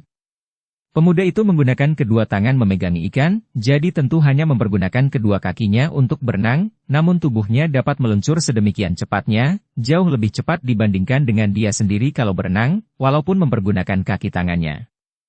Akan tetapi dia menerima dua ekor ikan itu, memegangnya dengan kuat-kuat karena ikan-ikan itu menggelepar dan meronta. Pemuda itu lalu mengambil sepotong tali dan memasukkan tali melalui mulut ikan-ikan itu. Si Dara juga berenang mendekat dan 4 ekor ikan itu kini sudah diuntai pada tali dan dipegang oleh Chiang Bun. "Kalau begini mereka tidak akan mati dan masih segar dagingnya setelah kita sampai pulau," kata pemuda itu sambil memandang wajah Chiang Bun. "Engkau tentu sudah lapar sekali, bukan?" Wajah Chiang Bun menjadi merah dan dia pun mengangguk. "Ke pulau? Pulau manakah?" "Pulau kami, yaitu Pulau Nelayan." Chiang Bun terkejut. "Pulau Nelayan? Jadi kalian tinggal di Pulau Nelayan?" "Hei, orang muda aneh, apa yang kau ketahui tentang Pulau Nelayan kami?" gadis itu bertanya, sepasang matanya yang jeli itu menatap penuh keinginan tahu. Chiang Bun mengangguk. "Mendiang kakekku pernah bercerita tentang Pulau Nelayan, akan tetapi katanya pulau itu sudah disapu bersih oleh badai dan menjadi pulau kosong tidak ada penghuninya lagi, sudah puluhan tahun." Dua orang muda itu kelihatan terkejut mendengar ini dan mereka mendekat, kini mereka memegangi papan di mana Chiang Bun duduk, pandang mata mereka penuh selidik. "Sobat baik, siapakah mendiang kakekmu yang mengetahui rahasia daerah lautan ini?" tanya pemuda ganteng itu. "Mendiang kakek adalah pendekar super sakti dari Pulau Es." "Ai!" Dua orang muda itu melepaskan papan dan mundur, kemudian keduanya menjura ke arah Chiang Bun dengan pandang mata takjub dan penuh hormat dan kagum. "Kiranya engkau adalah cucu majikan Pulau Es, Sumalo Cianpue," kata pemuda itu. "Dan kami melihat pulau itu terbakar dan lenyap dari jauh," sambung si Dara sambil terbelalak memandang wajah Chiang Bun. "Benar, pulau kami terbakar, kakek dan dua nenek kami tewas dan kami, yaitu aku dan saudara-saudaraku, naik perahu meninggalkan pulau, di tengah lautan diserbu musuh, perahu kami pecah dan kami cerai-berai." "Ah!" Chiang Bun menunduk sedih teringat akan nasib keluarga Pulau Es dan nasib saudara-saudaranya yang belum diketahuinya bagaimana. "Ai! Mari cepat ikut bersama kami ke pulau. Kakek tentu akan terkejut mendengar tentang Pulau Es itu. Mari ikut dengan kami ke Pulau Nelayan, Sumatai Hiap," kata pemuda itu. Chiang Bun memandang dan mukanya berubah merah. "Harap jangan menyebutku Tai Hiap. Namaku Chiang Bun, usiaku 15 tahun. Dan namaku Liu Li yang berusia 17 tahun, ini adikku Liu Li Hiang, 15 tahun. Kalau begitu engkau kusebut tuako dan adikmu kusebut Xiao Moi," kata Chiang Bun ramah. "Bun Hiante." Li Xiang menyebut girang. "Bun Koko." Dara itu pun menyebut dengan sikap agak malu-malu namun ia pun tersenyum dan wajahnya yang manis itu berseri. Kita tidak mempunyai perahu, bagaimana kita dapat berlayar ke pulau nelayan kalian? Tanya Chiang Bun. Hai Hik. Li Hyang tertawa. Bukankah engkau sudah naik kereta dan tinggal menggunakan 2 ekor kuda saja untuk menarikmu? Kereta? Kuda? Apa maksudmu, Xiao Moi? Li Hyang tertawa manis, ketawanya bebas lepas, tidak seperti gadis-gadis kota yang kalau tertawa terkendali dan ditutup-tutupi, seolah-olah tertawa merupakan perbuatan yang memalukan. Itu kertamu, dan kami berdua adalah kudanya. Kakak beradik itu lalu melepaskan alas kaki kayu berbentuk perahu-perahu kecil itu dari punggung, lalu memasang pada kaki mereka, mengikat dengan tali temali itu dan mereka berdua lalu meloncat dan sudah berdiri di atas air. Li Xiang menggunakan sehelai tali, agaknya pemuda ini membawa banyak tali di pinggangnya, dan mengikat ujung papan kayu yang diduduki Chiang Bun. Bun Hyante, harap suka berpegang kuat-kuat pada keretamu, kata Li Xiang berkelakar menyebut papan itu kereta. Chiang Bun mengangguk dan memegangi papan. 2 orang kakak beradik itu lalu menggerak-gerakkan kedua tangan seperti orang mendayung dari depan ke belakang, tubuh membungkuk rendah ketika kedua tangan mulai digerakkan dan pada saat kedua tangan ditarik ke belakang, tubuh berdiri dan kedua kaki diisi tenaga mendorong ke depan. Tubuh kedua orang muda itu pun meluncur ke depan dan papan kayu yang diduduki Chiang Bun ikut tertarik dan melaju. Chiang Bun kagum bukan main. Memang keadaan mereka seperti dia menunggang kereta ditarik 2 ekor kuda saja. Kakak beradik itu lalu melepaskan alas kaki kayu berbentuk perahu-perahu kecil itu dari punggung, lalu memasang pada kaki mereka, mengikat dengan tali temali itu dan mereka berdua lalu meloncat dan sudah berdiri di atas. Siang tuako, kenapa kalian bermain-main demikian jauhnya? Chiang Bun bertanya. Apa katamu, Bun Hyante? Li Xiang balas bertanya sambil menoleh tanpa menghentikan gerakan tubuhnya. Chiang Bun maklum bahwa dia bicara melawan angin, maka dia mengulang pertanyaannya, sekali ini mengerahkan kaikangnya sehingga suaranya dapat menembus tiupan angin dari depan. Hei! Hikangmu kuat bukan main, Hyante? Li Xiang memuji. Pemuda ini tidak perlu berteriak keras karena suaranya bahkan terbawa angin dan mudah ditangkap oleh Chiang Bun yang berada di belakangnya. Kami bermain jauh dari pulau karena kami ingin menangkap ikan-ikan itu yang hanya terdapat di daerah tadi. Setiap hari kami makan daging ikan, maka harus berganti-ganti agar tidak bosan. Ikan-ikan yang kami tangkap itu adalah ikan sirip emas, selain lezat juga besar khasiatnya untuk memulihkan tenaga dan menghilangkan lelah. Sengaja kami tangkap untukmu, Bun Tuako, berkata pula Li Hyang.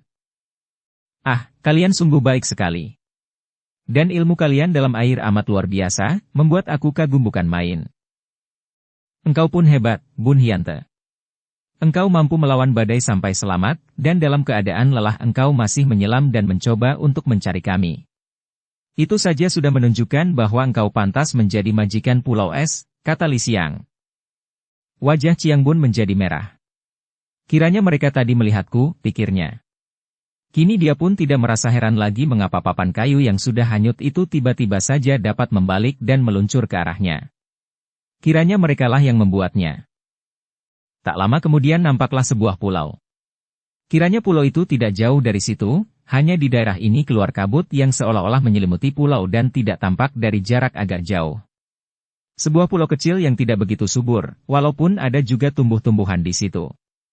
Apalagi karena 3 penghuninya memang sengaja mengolah tanah di pulau itu dan menanam sayur-sayuran yang berguna bagi mereka. Mereka disambut oleh seorang kakek yang berdiri di pantai. Kakek ini berpakaian sederhana serba hitam. Usianya sekitar 65 tahun dan kulit mukanya juga coklat seperti kulit muka Li Xiang karena banyak terbakar sinar matahari. Tangan kirinya membawa sebatang dayung besi yang sesungguhnya merupakan senjatanya yang ampuh. Wajah yang penuh kerut-merut itu berseri ketika melihat datangnya 2 orang cucunya yang tercinta. Akan tetapi alisnya berkerut ketika dia melihat 2 orang cucunya itu datang bersama seorang pemuda tampan. Tidak pernah ada orang luar boleh memasuki pulaunya selama ini dan kedua orang cucunya juga tahu bahwa dia tidak menghendaki ada orang luar berkunjung ke pulau itu. Kenapa sekarang mereka itu lancang pulang membawa seorang tamu? Begitu 3 orang muda itu mendarat, kakek ini segera menegur cucunya. Li Xiang dan Li Hyang, kenapa kalian pulang bersama seorang asing? Li Xiang memandang agak gelisah, akan tetapi Li Hyang segera berlari menghampiri kakeknya dan memegang lengan kakek itu. Memang Li Hiang itu agak manja dan kakeknya amat sayang kepadanya. Kongkong jangan marah dulu. Kami berani membawanya ke sini karena pertama, dia terapung-apung di tengah lautan, dan kedua, dia ini adalah Suma Qiangbun, cucu dalam dari pendekar super sakti, majikan Pulau Es. Ah! Seperti juga kedua cucunya tadi, ketika mendengar disebutnya nama itu, kakek ini juga terkejut sekali dan sikap galaknya serta merta lenyap. Jadi Kongcu, tuan muda, ini cucu dari Suma Lo Cianpui? Tapi kulihat Pulau Es terbakar kemarin malam. Dia memandang ke timur dengan sikap termenung. Memang benar, Kongkong. Menurut cerita Bunko, katanya Suma Lo Cianpui bersama dua orang istrinya telah tewas dan pulau terbakar. Buntuako dan saudara-saudaranya naik perahu menjauhi pulau, akan tetapi di tengah pelayaran mereka diserang musuh dan perahunya pecah. Mendengar ini tiba-tiba kakek itu menjatuhkan diri berlutut dan menghadap ke arah timur. Ah, siapa menduga bahwa Suma Lo Cianpui bertiga mengalami nasib seperti itu. Semoga arwah beliau bertiga memperoleh tempat yang penuh damai. Lalu kakek itu bangkit dan menghampiri Qiangbun, merangkulnya. Suma Kongcu, mari kita ke pondok dan ceritakanlah semua yang terjadi kepadaku. Kakekmu itu adalah junjunganku pula. Dahulu, sebelum burung-burung Raja Wali di Pulau Es mati semua, kakekmu kadang-kadang suka datang ke pulau ini menunggang burung Raja Wali. Akan tetapi semenjak burung-burung itu tidak ada, kabarnya mati semua, Suma Lo Cianpui tidak pernah datang dan akhirnya pulau ini dilanda badai hebat dan putuslah hubungan antara kakekmu dan pulau ini. Mereka lalu pergi membawa 4 ekor ikan itu ke sebuah pondok di tengah pulau itu. Pondok itu terbuat dari kayu dan batu karang, namun cukup kokoh kuat dan cukup besar, dengan 3 buah kamar dan di sebelah dalamnya sangat bersih dan terawat sehingga menyenangkan untuk ditempati. Setelah tiba di pondok, Qiangbun diberi pakaian oleh Li Xiang dan segera berganti pakaian. Biarpun agak kebesaran, namun kering dan enak dipakai. Setelah berganti pakaian, 3 orang itu sibuk di dapur untuk masak ikan dan mempersiapkan makan. Li Xiang dan Li Hiang tadinya mencegah, akan tetapi Qiangbun memaksa untuk membantu hingga akhirnya mereka masak-masak sambil bercakap-cakap. Sementara itu, kakek itu masih termenung memikirkan nasib Pulau Es di dalam ruangan sebelah dalam. Setelah makanan siap, mereka pun makan minum. Hidangannya sederhana saja, hanya nasi dengan masakan daging ikan sirip emas dan beberapa macam sayur sederhana. Akan tetapi karena perutnya lapar sekali, Qiangbun makan dengan lahapnya. Sikap tuan rumah yang baik dan ramah membuat dia tidak malu-malu lagi dan memang benar ucapan Li Hiang tadi, daging ikan sirip emas itu lezat sekali. Setelah makan, barulah mereka bercakap-cakap di ruangan depan sambil melepaskan pandangan mata ke arah pantai, ke sebelah timur yang menjadi arah letaknya Pulau Es. Qiangbun sudah percaya benar kepada mereka ini, terutama percaya kepada Li Xiang dan Li Hiang, maka dia pun menceritakan segala yang terjadi di Pulau Es, sejak penyerbuan datuk-datuk kaum sesat, sampai munculnya Cao Qin Liong, jenderal muda yang banyak berjasa membantu keluarga kakeknya, kemudian tentang tewasnya kedua neneknya dan kematian kakeknya yang penuh rahasia itu. Kemudian diceritakan pula ketika perahu mereka diserang oleh gerombolan datuk jahat sehingga dia terlempar ke lautan yang sedang diamuk badai, terpisah dari 3 orang muda lainnya. Kakek dan 2 cucunya itu mendengarkan dengan amat tertarik dan mereka ikut merasa marah dan penasaran kepada datuk jahat yang kejam itu. Kakek itu mendengar tanpa pernah mengganggu dan setelah Qiangbun selesai bercerita, barulah dia menarik napas panjang penuh penyesalan, lalu berkata, Suma Kongcu. Akan tetapi Qiangbun cepat memotong. Harap Lo Cianpui jangan menyebut Kongcu kepadaku. Kakek itu tersenyum sedih. Kakekmu adalah seorang pendekar sakti yang kujunjung tinggi, dan 2 orang nenekmu itu, yang seorang pernah menjadi ketua Pulau Neraka, dan yang seorang lagi masih berdarah keluarga kaisar. Sudah semestinya kalau aku menyebutmu Kongcu. Qiangbun termenung. Kakek ini biarpun sederhana, namun memiliki kemauan yang teguh dan akan percuma sajalah kalau dibantahnya. Terserah padamu, Lo Cianpui, katanya. Suma Kongcu, apakah engkau mengenal datuk-datuk kaum sesat yang menyerbu Pulau Es itu? Jenderal muda Cao Qin Liong yang terhitung keponakanku itu mengenal seorang di antara mereka, yaitu pemimpin yang berjuluk Hek Ih Moong Pang Kui. Kakek itu meloncat berdiri dari bangkunya dan wajahnya berubah, matanya terbelalak. Ah! Pantas saja kalau begitu. Apa maksudmu, Lo Qianwei? Tadinya aku sudah merasa terheran-heran dan hampir tidak percaya mendengar ceritamu bahwa keluarga Pulau Es dapat dikalahkan dan ditewaskan oleh musuh, walaupun Suma Lo Qianwei sendiri tidak turun tangan. Kiranya yang memimpin gerombolan itu adalah Hek Ihmong. Aku mengenal nama itu. Seorang datuk yang kabarnya memiliki kesaktian yang amat tinggi, juga memiliki sihir kuat. Aku tidak merasa penasaran lagi, apalagi mendengar bahwa di antara mereka banyak yang roboh oleh kedua orang nenekmu yang sakti. Kalau saja Bunko sudah lebih dewasa, tentu semua penjahat itu akan mati sebelum mereka berhasil membasmi Pulau Es, kata Liu Lihiang sambil mengepal tinju. Suma Kongcu, namaku adalah Liu Exoan. Apakah kakekmu sewaktu masih hidup tidak pernah menyebut namaku? Kakek itu bertanya kepada Chiang Bun. Dukung channel Novel Silat dengan subscribe, follow, like, komen dan share. Chiang Bun menggeleng kepala. Kongkong pernah bercerita tentang Pulau Neraka, Pulau Nelayan dan lain-lain, dan menurut Kongkong, Pulau Nelayan telah dilanda dan disapu bersih oleh badai yang dahsyat. Agaknya Kongkong menganggap bahwa semua penghuninya telah habis. Kakek yang bernama Liu Exoan itu mengangguk-angguk. Mungkin begitu dan memang aku sendiri pun masih merasa heran mengapa di antara 100 lebih penghuni pulau ini, hanya aku dan 2 orang cucuku ini yang selamat secara aneh. Kakek Liu Exoan lalu bercerita. Belasan tahun yang lalu, pada suatu malam, tanpa diduga-duga badai yang amat dahsyat mengamuk di daerah itu. Belum pernah ada badai sehebat itu dan pulau nelayan yang datar itu dilanda badai. Air laut naik tinggi ke pulau, menyapu seluruh pulau dan menyeret apa saja yang berada di pulau itu. Habis binasalah seluruh penghuni pulau itu.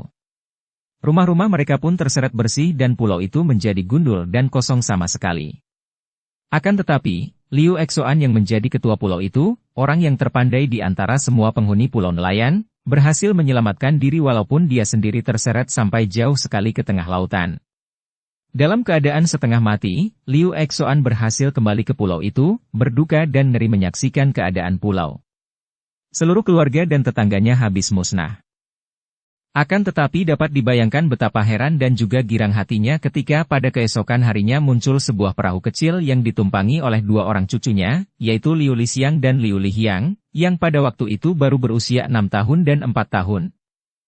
Kiranya 2 orang kakak beradik ini, pada sore harinya sebelum badai datang, telah berperahu dan mencari ikan, akhirnya tertahan di sebuah pulau kosong kecil dan tidak berani pulang karena ombak mulai bergelora. Malam itu, sambil menangis keduanya berangkulan di tengah pulau kosong. Badai mengamuk hebat, akan tetapi pulau kosong itu merupakan bukit dan air laut tidak sampai menyapu permukaan bukit. Baru pada keesokan harinya ketika laut tenang kembali, keduanya turun dari atas bukit menuju pantai di mana mereka tidak melihat lagi perahu mereka. 2 orang anak-anak itu sudah biasa dengan lautan, bahkan sebelum mereka mampu berjalan kaki, mereka sudah pandai berenang. Maka ketika mereka melihat ada perahu kosong lain terapung-apung agak jauh dari pantai, Li Xiang lalu meloncat ke air, berenang dan menuju ke perahu itu. Dia tidak tahu bahwa itu adalah satu di antara perahu-perahu dari pulau nelayan yang tersapu air laut dalam amukan badai semalam. Didayungnya perahu ke pantai dan bersama adiknya dia lalu pulang ke pulau nelayan. Dan di pulau ini mereka mendapatkan sisa bencana itu, seluruh permukaan pulau menjadi gundul dan hanya ada seorang manusia di situ yang menyambut mereka, yaitu kakek mereka, Liu Exoan yang merangkul mereka sambil menangis sesenggukan. Ayah bunda mereka, paman-paman dan bibi mereka, saudara-saudara misan mereka, para tetangga, semua habis lenyap ditelan gelombang samudera mengganas. Demikianlah, Kongcu. Kami bertiga selamat dan agaknya tidak ada seorang pun yang tahu akan hal ini. Aku merawat dan mendidik 2 orang cucuku ini, kami hidup sederhana dan cukup bahagia di pulau kami. Chiang Bun memandang kagum. Berkat pendidikan Lo Qianwei, Siang Tuako dan Hiang Xiaomoi ini menjadi orang-orang yang memiliki ilmu kepandaian yang amat hebat. Ah, Suma Kongcu terlalu memuji. Dalam hal ilmu silat, mana mungkin kami dapat dibandingkan dengan Kongcu sebagai cucu Suma Lo Qianwei di Pulau Es? Kami hanya mempelajari sedikit ilmu dalam air. Itulah yang amat mengagumkan hatiku. Mereka berdua ini dapat bergerak di air seperti ikan saja, begitu kuat menyelam lama dan dapat bergerak di permukaan air sedemikian gesit dan ringannya. Sungguh mengagumkan dan aku ingin sekali mempelajari ilmu itu. Bunko, kenapa engkau tidak tinggal di sini bersama kami dan belajar bersama kami? Tiba-tiba Li Hyang berkata dengan sinar mata berseri. Benar, Kongkong tentu akan suka sekali mengajarkan ilmu dalam air kepadamu, Bun Hyante. Li Xiang menyambung. Pemuda ini pun suka sekali kepada Chiang Bun yang tampan gagah dan pendiam itu, apalagi mengingat bahwa selama mereka hidup di pulau itu, jarang mereka bertemu dengan manusia lain, apalagi bersahabat. Dua orang muda itu rindu akan persahabatan dan munculnya Chiang Bun merupakan suatu hal yang amat menggembirakan hati mereka. Lain lagi yang dipikirkan kakek Liu Exoan. Tadi Chiang Bun menuturkan keadaannya dan kakek ini amat tertarik.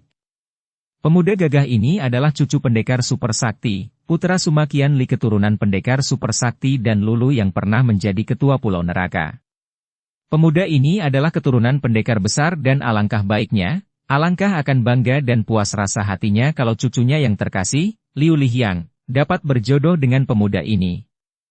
Dia akan berbesan dengan keluarga Pulau Es. Hebat! Dan hal itu bukan tidak mungkin terjadi kalau pemuda ini belajar di Pulau Nelayan. Cucunya itu cukup cantik manis dan usia mereka sebaya, hubungan mereka yang baru sehari itu sudah nampak demikian akrab. Mengapa tidak? Tentu saja aku akan merasa gembira sekali dapat membimbing Sumakongcu dalam ilmu bergerak di air, katanya dengan wajah berseri. Dan untuk itu sebaiknya kalau Sumakongcu sementara waktu tinggal di sini bersama kami. Bagaimana pendapatmu, Kongcu?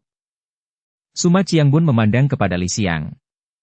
Dia merasa suka sekali kepada pemuda ini dan rasanya dia akan merasa kehilangan sekali kalau sampai berpisah dari pemuda hebat itu. Dan dia pun suka kepada Li Hyang, sedangkan kakek itu pun amat baik dan mengenal keluarga Pulau Es. Kalau dia memiliki ilmu dalam air seperti mereka, agaknya dia tidak perlu takut lagi menghadapi amukan badai seperti semalam. Baiklah, Lo Cianpue. Aku akan senang sekali tinggal di sini untuk sementara dan mempelajari ilmu itu. Tapi, harap Kongcu jangan menyebut Lo Cianpue atau suhu kepadaku, sungguh aku merasa malu kalau kau sebut begitu, terlalu tinggi bagiku. Lalu aku harus menyebut bagaimana?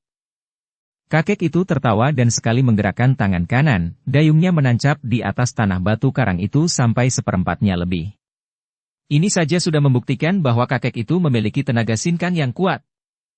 Hahaha, engkau sebaya dengan dua orang cucuku, bagaimana kalau engkau pun menyebut kakek kepadaku? Chiang Bun menjadi girang sekali. Baik, Liu Kongkong, akan tetapi karena Kongkong menyebut nama mereka begitu saja, maka kepadaku juga sebaiknya kalau Kongkong menyebut namaku tanpa pakai embel-embel Kongcu segala macam. Hahaha, baik sekali, Chiang Bun, engkau sungguh seorang anak yang baik dan pantas menjadi cucu majikan Pulau Es. Demikianlah, mulai hari itu, Chiang Bun tinggal. Bun Koko, mari kita latihan menyelam dan mencoba untuk menangkap belut laut yang lincah itu. Dasar-dasar ilmu bergerak dalam air sudah kau pelajari dari Kongkong, hanya tinggal mematangkan latihan saja, kata Li Hyang yang berdiri di atas perahu kecil itu bersama Chiang Bun, sedangkan Li Xiang melatih diri dengan alas kaki kayunya. Dia berlatih membuat lompatan-lompatan jauh dan nampaknya pemuda ini sudah mahir sekali. Sejak tadi Chiang Bun yang sudah agak letih berlatih itu duduk di atas perahu memandang ke arah Li Xiang penuh kagum. Mendengar ajakan Dara itu, dia mengangguk. Baiklah, Xiao Moi. Akan tetapi belut itu terlalu cepat dan gesit untukku. Pula, tubuhnya amat licin sehingga sukar untuk ditangkap. Aku akan membantumu, Koko. Memang belut itu sukar ditangkap dan aku sendiri pun tanpa dibantu takkan dapat menangkapnya. Dia harus dihadang dari depan belakang, dan dalam kebingungan baru dia dapat ditangkap karena kalau bingung dia menyusupkan kepalanya ke dalam lumpur sehingga kita tinggal menangkap ekornya saja. Tapi dia merupakan bahan latihan bergerak dalam air yang baik sekali. Baiklah, mari, kata Chiang Bun yang sudah bergerak hendak meloncat ke air. Akan tetapi lengannya dipegang oleh jari-jari tangan halus itu. Dia menoleh dan dua pasang mata saling bertemu. Sepasang mata Li Hyang penuh kemesraan, akan tetapi mata Chiang Bun memandang biasa saja, agak heran. Ada apakah, Hyang Moi? Engkau lupa penutup telingamu. Kata Dara itu yang tiba-tiba wajahnya berubah merah karena pertemuan pandang mata itu amat berkesan di hatinya yang menjadi berdebar penuh ketegangan aneh. Ah, engkau benar. Pelupa sekali aku, kata Chiang Bun dan dia pun memasang alat pelindung telinganya. Untuk melakukan penyelaman sampai lama di dalam lautan, telinga perlu dilindungi dan ditutup agar tidak rusak oleh tekanan air. Setelah itu, kedua orang itu lalu meloncat ke air dan menyelam. Bagaikan dua ekor ikan saja, mereka menyelam dan berenang di dalam air. Chiang Bun hanya mengenakan sebuah celana pendek yang ringkas dan tubuh bagian atasnya telanjang. Kulitnya putih halus mengkilat ketika tubuhnya meluncur di dalam air itu. Kini, dia telah pandai menyelam dan berenang dalam air, melawan tekanan air dan gerakan ombak. Memang pada dasarnya dia memiliki sinkang yang amat kuat, maka setelah diberi petunjuk oleh kakek Liu, sebentar saja dia telah menguasai ilmu itu dan berkat sinkangnya, dia malah lebih kuat menahan napas dibandingkan dengan kakak beradik Liu itu. Hanya dia belum dapat memiliki kelincahan seperti mereka karena kalah biasa dan kalah latihan. Juga pandang mata Li Hiang di dalam air lebih tajam dan awas dibandingkan Chiang Bun. Hal ini pun karena kebiasaan dan latihan. Mereka berdua mencari-cari dan Li Hiang menjadi penunjuk jalan. Tiba-tiba darah itu memberi isyarat dan menuding ke depan. Nampak seekor belut merah berenang perlahan di depan. Dari isyarat tangannya, Li Hiang menyatakan bahwa darah itu hendak menghadang dari depan dan ia menyuruh Chiang Bun menghadang dari belakang. Chiang Bun memberi isyarat bahwa dia telah mengerti. Darah itu lalu mempercepat gerakannya, meluncur dan mengambil jalan memutar untuk mendahului belut itu, kemudian membalik dan menghadang di depan. Belut itu panjang, ada 1 meter panjangnya dan sebesar lengan darah itu. Melihat ada makhluk aneh menghadang, belut itu cepat membalikkan tubuhnya. Akan tetapi Chiang Bun mendatangi dan mengembangkan kedua lengannya, jari-jari tangannya terbuka dan siap untuk menangkap kalau belut itu lewat di dekatnya. Melihat ini, belut itu kembali membalik dan paniklah dia ketika melihat di depan dan belakangnya ada makhluk besar yang hendak menangkapnya. Dia meluncur ke kiri, akan tetapi Li Hiang sudah mendahuluinya dan menyambar dengan tangan kanan. Belut itu mengelak dan membalik, akan tetapi sudah ada Chiang Bun yang menyergapnya. Secepat kilat, Chiang Bun mencengkeram dan berhasil menangkap belut itu pada perutnya. Belut itu meronta dan membelit hendak menggigit. Akan tetapi Li Hiang sudah menangkapnya pula, tepat pada lehernya. Karena belut itu kuat dan tubuhnya mengeluarkan lendir yang licin, dua orang muda itu dengan susah payah mempertahankan agar belut itu tidak terlepas kembali. Dalam pergumulan ini, tanpa disengaja tubuh mereka saling merapat dan tahu-tahu lengan Chiang Bun sudah melingkari pinggang Li Hiang dan lengan darah itu merangkul lehernya. Kemudian tiba-tiba saja mulut Li Hiang sudah bertemu dengan mulut Chiang Bun. Ih! Lagi. Pemuda itu terkejut bukan main, seluruh tubuhnya menggigil dan dia pun melepaskan tubuh belut itu dan mendorong tubuh Li Hiang. Belut itu terlepas dan melarikan diri, sedangkan pelukan mereka pun terlepas. Chiang Bun berenang ke atas dengan jantung berdebar, sedangkan Li Hiang juga berenang menyusulnya. Tiba-tiba Li Hiang terkejut sekali melihat sinar putih meluncur dari arah kiri. Sekali pandang saja tahulah apa benda itu, akan tetapi Chiang Bun yang masih belum mengenal benar keadaan di lautan itu, melihat adanya seekor belut putih yang panjangnya ada 1 meter akan tetapi lebih kecil daripada yang tadi, timbul kegembiraannya dan cepat dia menyambar dan menangkap belut itu. Prat! Belut itu mengelak dan tiba-tiba mencambukkan dirinya ke lengan Chiang Bun. Pemuda itu tersentak kaget dan tak ingat apa-apa lagi. Tubuhnya seperti dibakar dari dalam dan pandang matanya gelap, dia lunglai tak sadarkan diri. Melihat ini, Li Hiang cepat menyambarnya, menarik tangannya dan dibawanya berenang naik. Setelah ia menyembulkan kepalanya di permukaan air dan menarik kepala Chiang Bun yang pingsan itu dengan menjambak rambutnya, ia melihat kakaknya duduk di dalam perahu dan beristirahat. Siangko! Cepat! Bunko dilecut belut petir. Tolong! Mendengar ini dan melihat Chiang Bun yang pingsan, Li Xiang cepat meloncat dan berenang menghampiri, membantu adiknya membawa Chiang Bun naik ke dalam perahu kecil mereka. Melihat Chiang Bun rebah terlentang dengan muka pucat kebiruan dan napas nampaknya berhenti sama sekali, matanya terbelalak dan tidak bersinar lagi, Li Xiang menjerit dan menubruk tubuh itu dan menangis. Bunko! Bunko! Ah, Bunko, jangan mati! Jangan tinggalkan aku, Bunko! Ia menangis sesenggukan. Tangan Li Xiang yang kuat menariknya dan terdengar suara pemuda itu yang keren. Hiang Moi, Kongkong tentu akan memukulmu kalau melihat sikapmu yang cengeng ini. Tenanglah dan aku akan mencoba menolongnya seperti yang pernah diajarkan oleh Kongkong.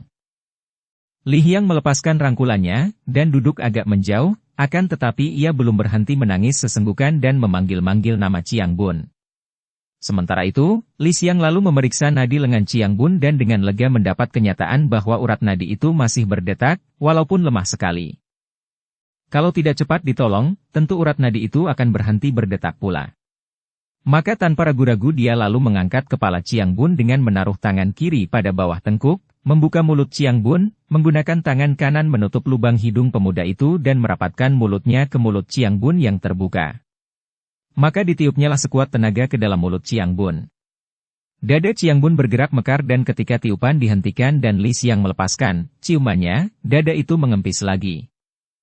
Akan tetapi pernapasan Chiang Bun belum juga berjalan. Li Xiang mengulangi tiupannya itu sampai berkali-kali. Akhirnya pernapasan Chiang Bun mulai berjalan, mula-mula amat lemah akan tetapi sudah berjalan kembali, melegakan hati Li Xiang yang menghentikan usahanya. Bun Koko. Sadarlah, jangan mati. Aku cinta padamu, Bun Ko. Suara inilah yang pertama-tama terdengar oleh Chiang Bun. Dia sudah sadar kembali akan tetapi belum membuka matanya, bahkan kini hampir tidak berani membuka matanya ketika mendengar suara Li Hiang itu. Li Hiang menangis dan bilang cinta padanya. Hatinya merasa tegang dan tidak enak sekali. Lalu dia teringat akan pengalamannya tadi. Dia berhasil menangkap belut bersama Li Hiang, akan tetapi darah itu menciumnya. Mencium mulutnya. Dan ketika dia berenang hendak naik, dia melihat seekor belut putih yang hendak ditangkapnya lalu tiba-tiba dia merasa dirinya seperti dibakar dan tidak ingat apa-apa lagi. Chiang Bun membuka matanya, melihat Li Hiang masih menangis dan melihat Li Xiang merangkulnya. Jantungnya berdebar senang. Begitu senang dia karena rangkulan Li Xiang ini. Akan tetapi dia juga merasa malu dan sungkan, lalu bangkit duduk dan bertanya. Apakah yang terjadi? Di mana? Belut itu? Li Hiang memegang tangan kirinya dengan kedua tangan meremas-remas tangan itu. Chiang Bun merasa semakin tidak enak dan ingin menarik tangannya, akan tetapi takut kalau menyinggung perasaan Li Hiang, maka didiamkannya saja. Bun Ko, tahukah engkau bahwa engkau nyaris tewas sehingga aku menjadi amat khawatir? Chiang Bun memandang wajah yang manis itu, yang kini sudah tersenyum akan tetapi pipinya masih basah, bukan hanya basah air laut melainkan juga air mata. Apa yang terjadi? Belut putih yang kau tangkap itu adalah belut beracun yang amat jahat, namanya belut petir. Belut itu tidak menggigit, melainkan melecut dengan ekor dan tubuhnya yang mengandung kekuatan membakar seperti petir. Biasanya, orang yang terkena lecutan belut itu tentu akan mati. Dia tidak pernah menyerang kalau tidak diserang lebih dulu dan karena engkau hendak menangkapnya, maka dia menyerangmu. Kukira tadi engkau sudah mati, Koko. Untung ada Siangko yang pernah belajar cara menyembuhkan orang yang belum mati dilecut binatang itu. Li Xiang juga menyambung. Dan untung sekali bahwa engkau memiliki sinkang yang amat kuat, Hyante. Lecutan belut itu mengandung kekuatan membakar yang amat hebat, seperti orang kalau disambar petir. Karena jantungmu amat kuat berkat sinkangmu, maka hanya pernapasanmu saja yang terhenti, akan tetapi jantungmu masih berdetak lemah. Aku hanya tinggal membantu pernapasanmu saja. Membantu pernapasan? Chiang Bun bertanya heran. Ya, membantu agar pernapasanmu pulih dan bekerja kembali karena tadinya terhenti oleh guncangan hebat akibat lecutan belut petir itu. Kalau jantungmu berhenti, baru aku akan membantu gerakan jantungmu dengan totokan dan pijatan yang kuat. Hal itu amat berbahaya karena mungkin saja dapat mematahkan beberapa ujung tulang igamu. Syukur engkau selamat berkat kekuatan sinkangmu. Chiang Bun memandang dengan kagum. Kalau begitu aku berhutang nyawa kepadamu, tuako. Li Xiang menggerakkan tangan dengan jengah. Mengapa engkau begitu sungkan? Sudah sepatutnya kalau aku yang tahu sedikit akan cara pengobatan itu menolongmu. Aku pun ingin belajar ilmu itu, tuako. Siapa tahu, lain kali aku perlu menolong seorang di antara kalian, atau orang lain. Dia berhenti sebentar lalu melanjutkan. Bagaimana sih cara pengobatan itu? Menggunakan obat. Bagaimana engkau bisa membantu pernapasan orang lain bekerja kembali setelah napas itu berhenti? Apakah dengan totokan-totokan tertentu? Tidak, melainkan dengan meniupkan hawa ke dalam paru-parumu melalui mulut, jawab Li Xiang. Bagaimana caranya? Coba kau beri contoh, tuaku, bagaimana cara engkau menolongku tadi? Mendadak saja Li Xiang kelihatan jengah dan malu-malu, sedangkan Li Hyang tersenyum-senyum aneh. Hei, kalian kenapa? Pengobatan itu dilakukan dengan cara mencium, darah itu berkata jenaka. Jangan main-main, Xiao Moi, aku sungguh ingin belajar dan ingin tahu cara pengobatan yang aneh akan tetapi dapat menyelamatkan nyawa manusia ini. Siang Koko, kenapa tidak kau beri contoh saja dia ini? Biar puas hatinya. Li Hyang menggoda. Li Xiang menghela napas. Baiklah, Hyante. Kau rebahlah seperti tadi ketika engkau pingsan. Setelah Chiang Bun merebahkan diri terlentang, pemuda itu berkata. Mula-mula engkau periksa pernapasan dan detik nadinya. Engkau tadi dalam keadaan pingsan, pernapasanmu terhenti sama sekali akan tetapi detik nadimu masih berdenyut walaupun lemah. Itu berarti bahwa paru-parumu berhenti bekerja akan tetapi jantungmu masih bekerja. Lalu aku mengangkat lehermu begini, maksudnya agar lubang kerongkonganmu terbuka lebar. Lalu aku menutupi kedua lubang hidungmu dan meniupkan hawa ke dalam paru-parumu begini. Biarpun sungkan untuk mengajari pemuda itu, Li Xiang lalu menutup mulut Chiang Bun yang dibukanya itu dengan mulutnya sendiri dan dia pun meniup keras-keras. Chiang Bun terbelalak, akan tetapi jantungnya berdebar dan suatu perasaan yang amat mesra merayapi seluruh tubuhnya. Tidak seperti ketika Li Hyang menciumnya di dalam air tadi, kini dia merasa senang sekali beradu mulut dengan Li Xiang. Akan tetapi dia terbatuk-batuk ketika pemuda itu meniupkan hawa dengan kuatnya ke dalam paru-parunya. Hal ini terjadi karena dia terkejut dan tentu saja timbul perlawanan dari kerongkongannya. Li Hyang memandang sambil tertawa terpingkal-pingkal, sedangkan Li Xiang tersenyum saja. Nah, usaha itu kau ulangi terus sampai si korban dapat bernapas sendiri, atau sampai paru-paru itu bekerja kembali, Hyante. Sedangkan kalau nadinya sudah tidak berdenyut lagi yang berarti jantungnya terhenti karena guncangan hebat itu, engkau totok dia di sini. Dia meraba dua jalan darah di punggung dan atas lambung dan menambahkan. Kemudian engkau tekan dan pijit arah jantung dari dada depan, dan ini mungkin saja akan mematahkan ujung tulang iga, akan tetapi hal itu tidak berbahaya. Usaha ini adalah untuk menghimpit dan mendorong jantung agar jantung yang bekerja seperti pompa itu dapat bergerak dan bekerja kembali. Akan tetapi perhatian Chiang Bun sudah kurang dapat dipusatkan. Jantungnya berdebar keras ketika dia memandang Li Xiang, terutama memandang ke arah mulut itu, ke arah bibir yang baru saja menempel pada bibirnya. Mukanya menjadi merah sekali dan kakak beradik itu tentu saja mengira bahwa merahnya muka itu karena tersedak ketika ditiup tadi. Bunko, kau belajarlah yang baik agar lain kali kalau aku yang menjadi korban belut petir, engkau dapat menolongku, kata Li Hyang dengan wajah berseri dan bibir tersenyum nakal. Bocah nakal. Kenapa engkau ingin benar ditolong Bun Hyante? Kakaknya menggoda. Aku lebih senang dicium oleh Bunko daripada oleh orang lain, jawab Li Hyang dengan polos dan jujur. Kakak darah itu tertawa. Hahaha, agaknya engkau sungguh jatuh cinta mati-matian kepada Bun Hyante. Bagaimana dengan engkau, Bunte? Chiang Bun menundukkan mukanya yang berubah merah sekali dan dia mengerutkan alisnya. Kakak beradik ini sungguh terlalu terbuka dan polos, bicara soal cinta begitu saja dan darah ini menyatakan keinginan diciumnya, menyatakan cintanya begitu terang-terangan sedangkan kakaknya tidak menegurnya bahkan membantunya dan mendorongnya bicara tentang cinta. Dia sendiri tentu saja merasa malu dan jengah, dan tidak dapat menjawab sama sekali. Melihat ini, kakak beradik itu hanya tersenyum, bahkan Li Xiang lalu tertawa keras. Hahaha, Bun Hyante nampak malu-malu, jangan kita membuat dia bingung, Hyang Moi. Marilah kita pulang agar Kongkong tidak mengharap cemas. Mereka berperahu kembali ke pulau dan Chiang Bun menjadi termenung seorang diri, memikirkan keadaan dua orang kakak beradik ini, juga memikirkan keadaan batinnya sendiri yang mengalami gejolak amat hebatnya, membuat matanya terbuka dan dia melihat hal-hal aneh terjadi pada dirinya yang membuatnya cemas dan gelisah. Tentu saja kepolosan dan kejujuran kakak beradik itu membuat Chiang Bun terkejut dan heran bukan main, bahkan ada kesan di hatinya bahwa mereka itu tidak sopan. Apakah soal cinta, bahkan soal seks, merupakan hal yang tidak patut untuk dibicarakan secara terbuka? Benarkah bahwa membicarakan hal itu secara jujur merupakan hal yang tidak sopan?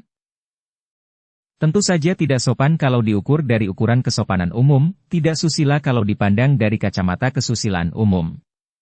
Akan tetapi bagaimanakah sesungguhnya? Mengapa kesusilaan kita mengharamkan kejujuran terhadap dua hal ini, terutama perihal seks? Bukankah cinta dan seks merupakan hal-hal yang erat kaitannya dengan kehidupan, bahkan merupakan kenyataan yang tidak mungkin dapat dihindarkan oleh setiap orang manusia sehingga merupakan suatu kewajaran dalam hidup? Mengapa lalu diharamkan pengertian tentang itu sehingga kita menjauhkan anak-anak dari pengertian tentang hal itu? Tak perlu diperbantahkan lagi bahwa membicarakan cinta dan seks dengan maksud untuk bicara cabul, untuk main-main, adalah hal yang sama sekali tidak patut. Membicarakan apapun juga kalau pamrihnya hanya untuk main-main dan mengandung dasar pemikiran dan bayangan kotor atau cabul, jelas tidak ada manfaatnya bahkan merusakkan kejernihan batin. Akan tetapi, bagaimana kalau membicarakannya tanpa dasar kotor seperti itu, melainkan bicara seperti kita membicarakan sesuatu yang tidak terpisah daripada kehidupan itu sendiri? Adalah pandangan tradisional nenek moyang kita yang sengaja mengharamkan percakapan tentang cinta dan seks sebagai sesuatu yang memalukan, tentu saja pada mulanya dimaksudkan untuk membuat kita malu untuk melanggarnya. Namun, pandangan macam ini lalu menimbulkan suatu pandangan yang tidak menguntungkan terhadap seks, seolah-olah seks merupakan suatu perbuatan yang tidak pantas, memalukan, dan membongkar sesuatu yang kotor yang kita lakukan. Inilah yang menyebabkan semua orang menutup mulut tentang seks dan merahasiakan perasaan cintanya terhadap orang berlainan kelamin, hanya karena sudah tumbuh dalam batinnya pendapat tradisional itu. Sudah tiba saatnya bagi kita untuk merubah pandangan yang keliru ini. Kita harus berani membuka mata bahwa persoalan cinta dan seks adalah persoalan hidup yang menyangkut kehidupan setiap orang manusia. Setiap orang anak pada saatnya pasti akan memasuki tahap ini dan daripada mereka memasukinya dengan membuta, daripada mereka memperoleh keterangan-keterangan yang menyesatkan tentang cinta dan seks dari orang lain, daripada mereka memperoleh pengertian melalui percakapan-percakapan yang berdasarkan pandangan cabul dan kotor, alangkah baiknya kalau mereka, anak-anak itu mendengarnya dari orang tua atau pendidikan sendiri, dengan cara yang terbuka dan jujur, tanpa didasari kecabulan. Liu Lixiang dan Liu Lihyang sejak kecil hidup di Pulau Kosong bersama kakeknya, dan mereka itu hanya sekali waktu saja bertemu dengan orang-orang lain jika kebetulan mereka ikut kakek mereka untuk berbelanja ke daratan besar, atau ke pulau-pulau lain. Mereka mendapatkan pendidikan bun, tulisan, dan bu, silat, dari kakek mereka sendiri. Akan tetapi kakek mereka ini cukup bijaksana untuk memberi pengertian kepada mereka tentang cinta antara pria dan wanita dan tentang hubungan antara pria dan wanita, walaupun secara sederhana. Kemudian, dengan menyaksikan hubungan-hubungan kelamin antara binatang-binatang di sekitar tempat itu, antara ikan-ikan, burung-burung dan binatang hutan yang mereka dapatkan di kepulauan lain, kedua orang kakak beradik ini tumbuh dengan pengertian tentang cinta dan seks secara wajar. Mereka tahu bahwa hubungan itu antara kakak dan adik adalah hal yang tidak baik, tidak wajar dan menurut kakek mereka, berbahaya bagi kesehatan mereka, maka mereka menganggapnya sebagai hal yang sama sekali tidak boleh dilakukan. Pengertian ini membuat cinta mereka sebagai kakak beradik tidak dipengaruhi berahi sama sekali. Namun, mereka sudah biasa untuk bicara tentang cinta, bahkan tentang seks, secara terbuka dan tanpa malu-malu, seperti kalau mereka bicara tentang penderitaan lapar dan haus, dan tentang kenikmatan makan dan minum. Keterus-terangan inilah yang membuat Chiang Bun menjadi terkejut, heran dan juga malu dan canggung. Malam itu Chiang Bun tidak dapat memejamkan matanya. Selama 3 bulan ini, dia tinggal di pulau itu dan merasa betah sekali karena 3 orang penghuni pulau itu amat baik kepadanya. Dia tidur sekamar dengan Lixiang. Akan tetapi malam ini dia gelisah.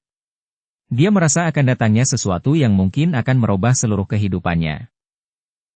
Peristiwa siang tadi sungguh mendatangkan kesan yang amat mendalam, ketika dia dicium Lihyang, kemudian ketika Lixiang menciumnya, untuk mengajarnya melakukan pertolongan kepada korban lecutan belut petir. Akhirnya ketika tanpa malu-malu lagi Lihyang menyatakan cintanya kepadanya, bahkan diperkuat oleh ucapan-ucapan Lixiang. Lihyang jatuh cinta padanya. Cinta seorang wanita terhadap seorang pria. Dia sudah banyak mendengar dan membaca tentang cinta, antara pria dan wanita ini. Akan tetapi, mengapa dia merasa bingung? Apakah dia tidak mencinta Li Hyang?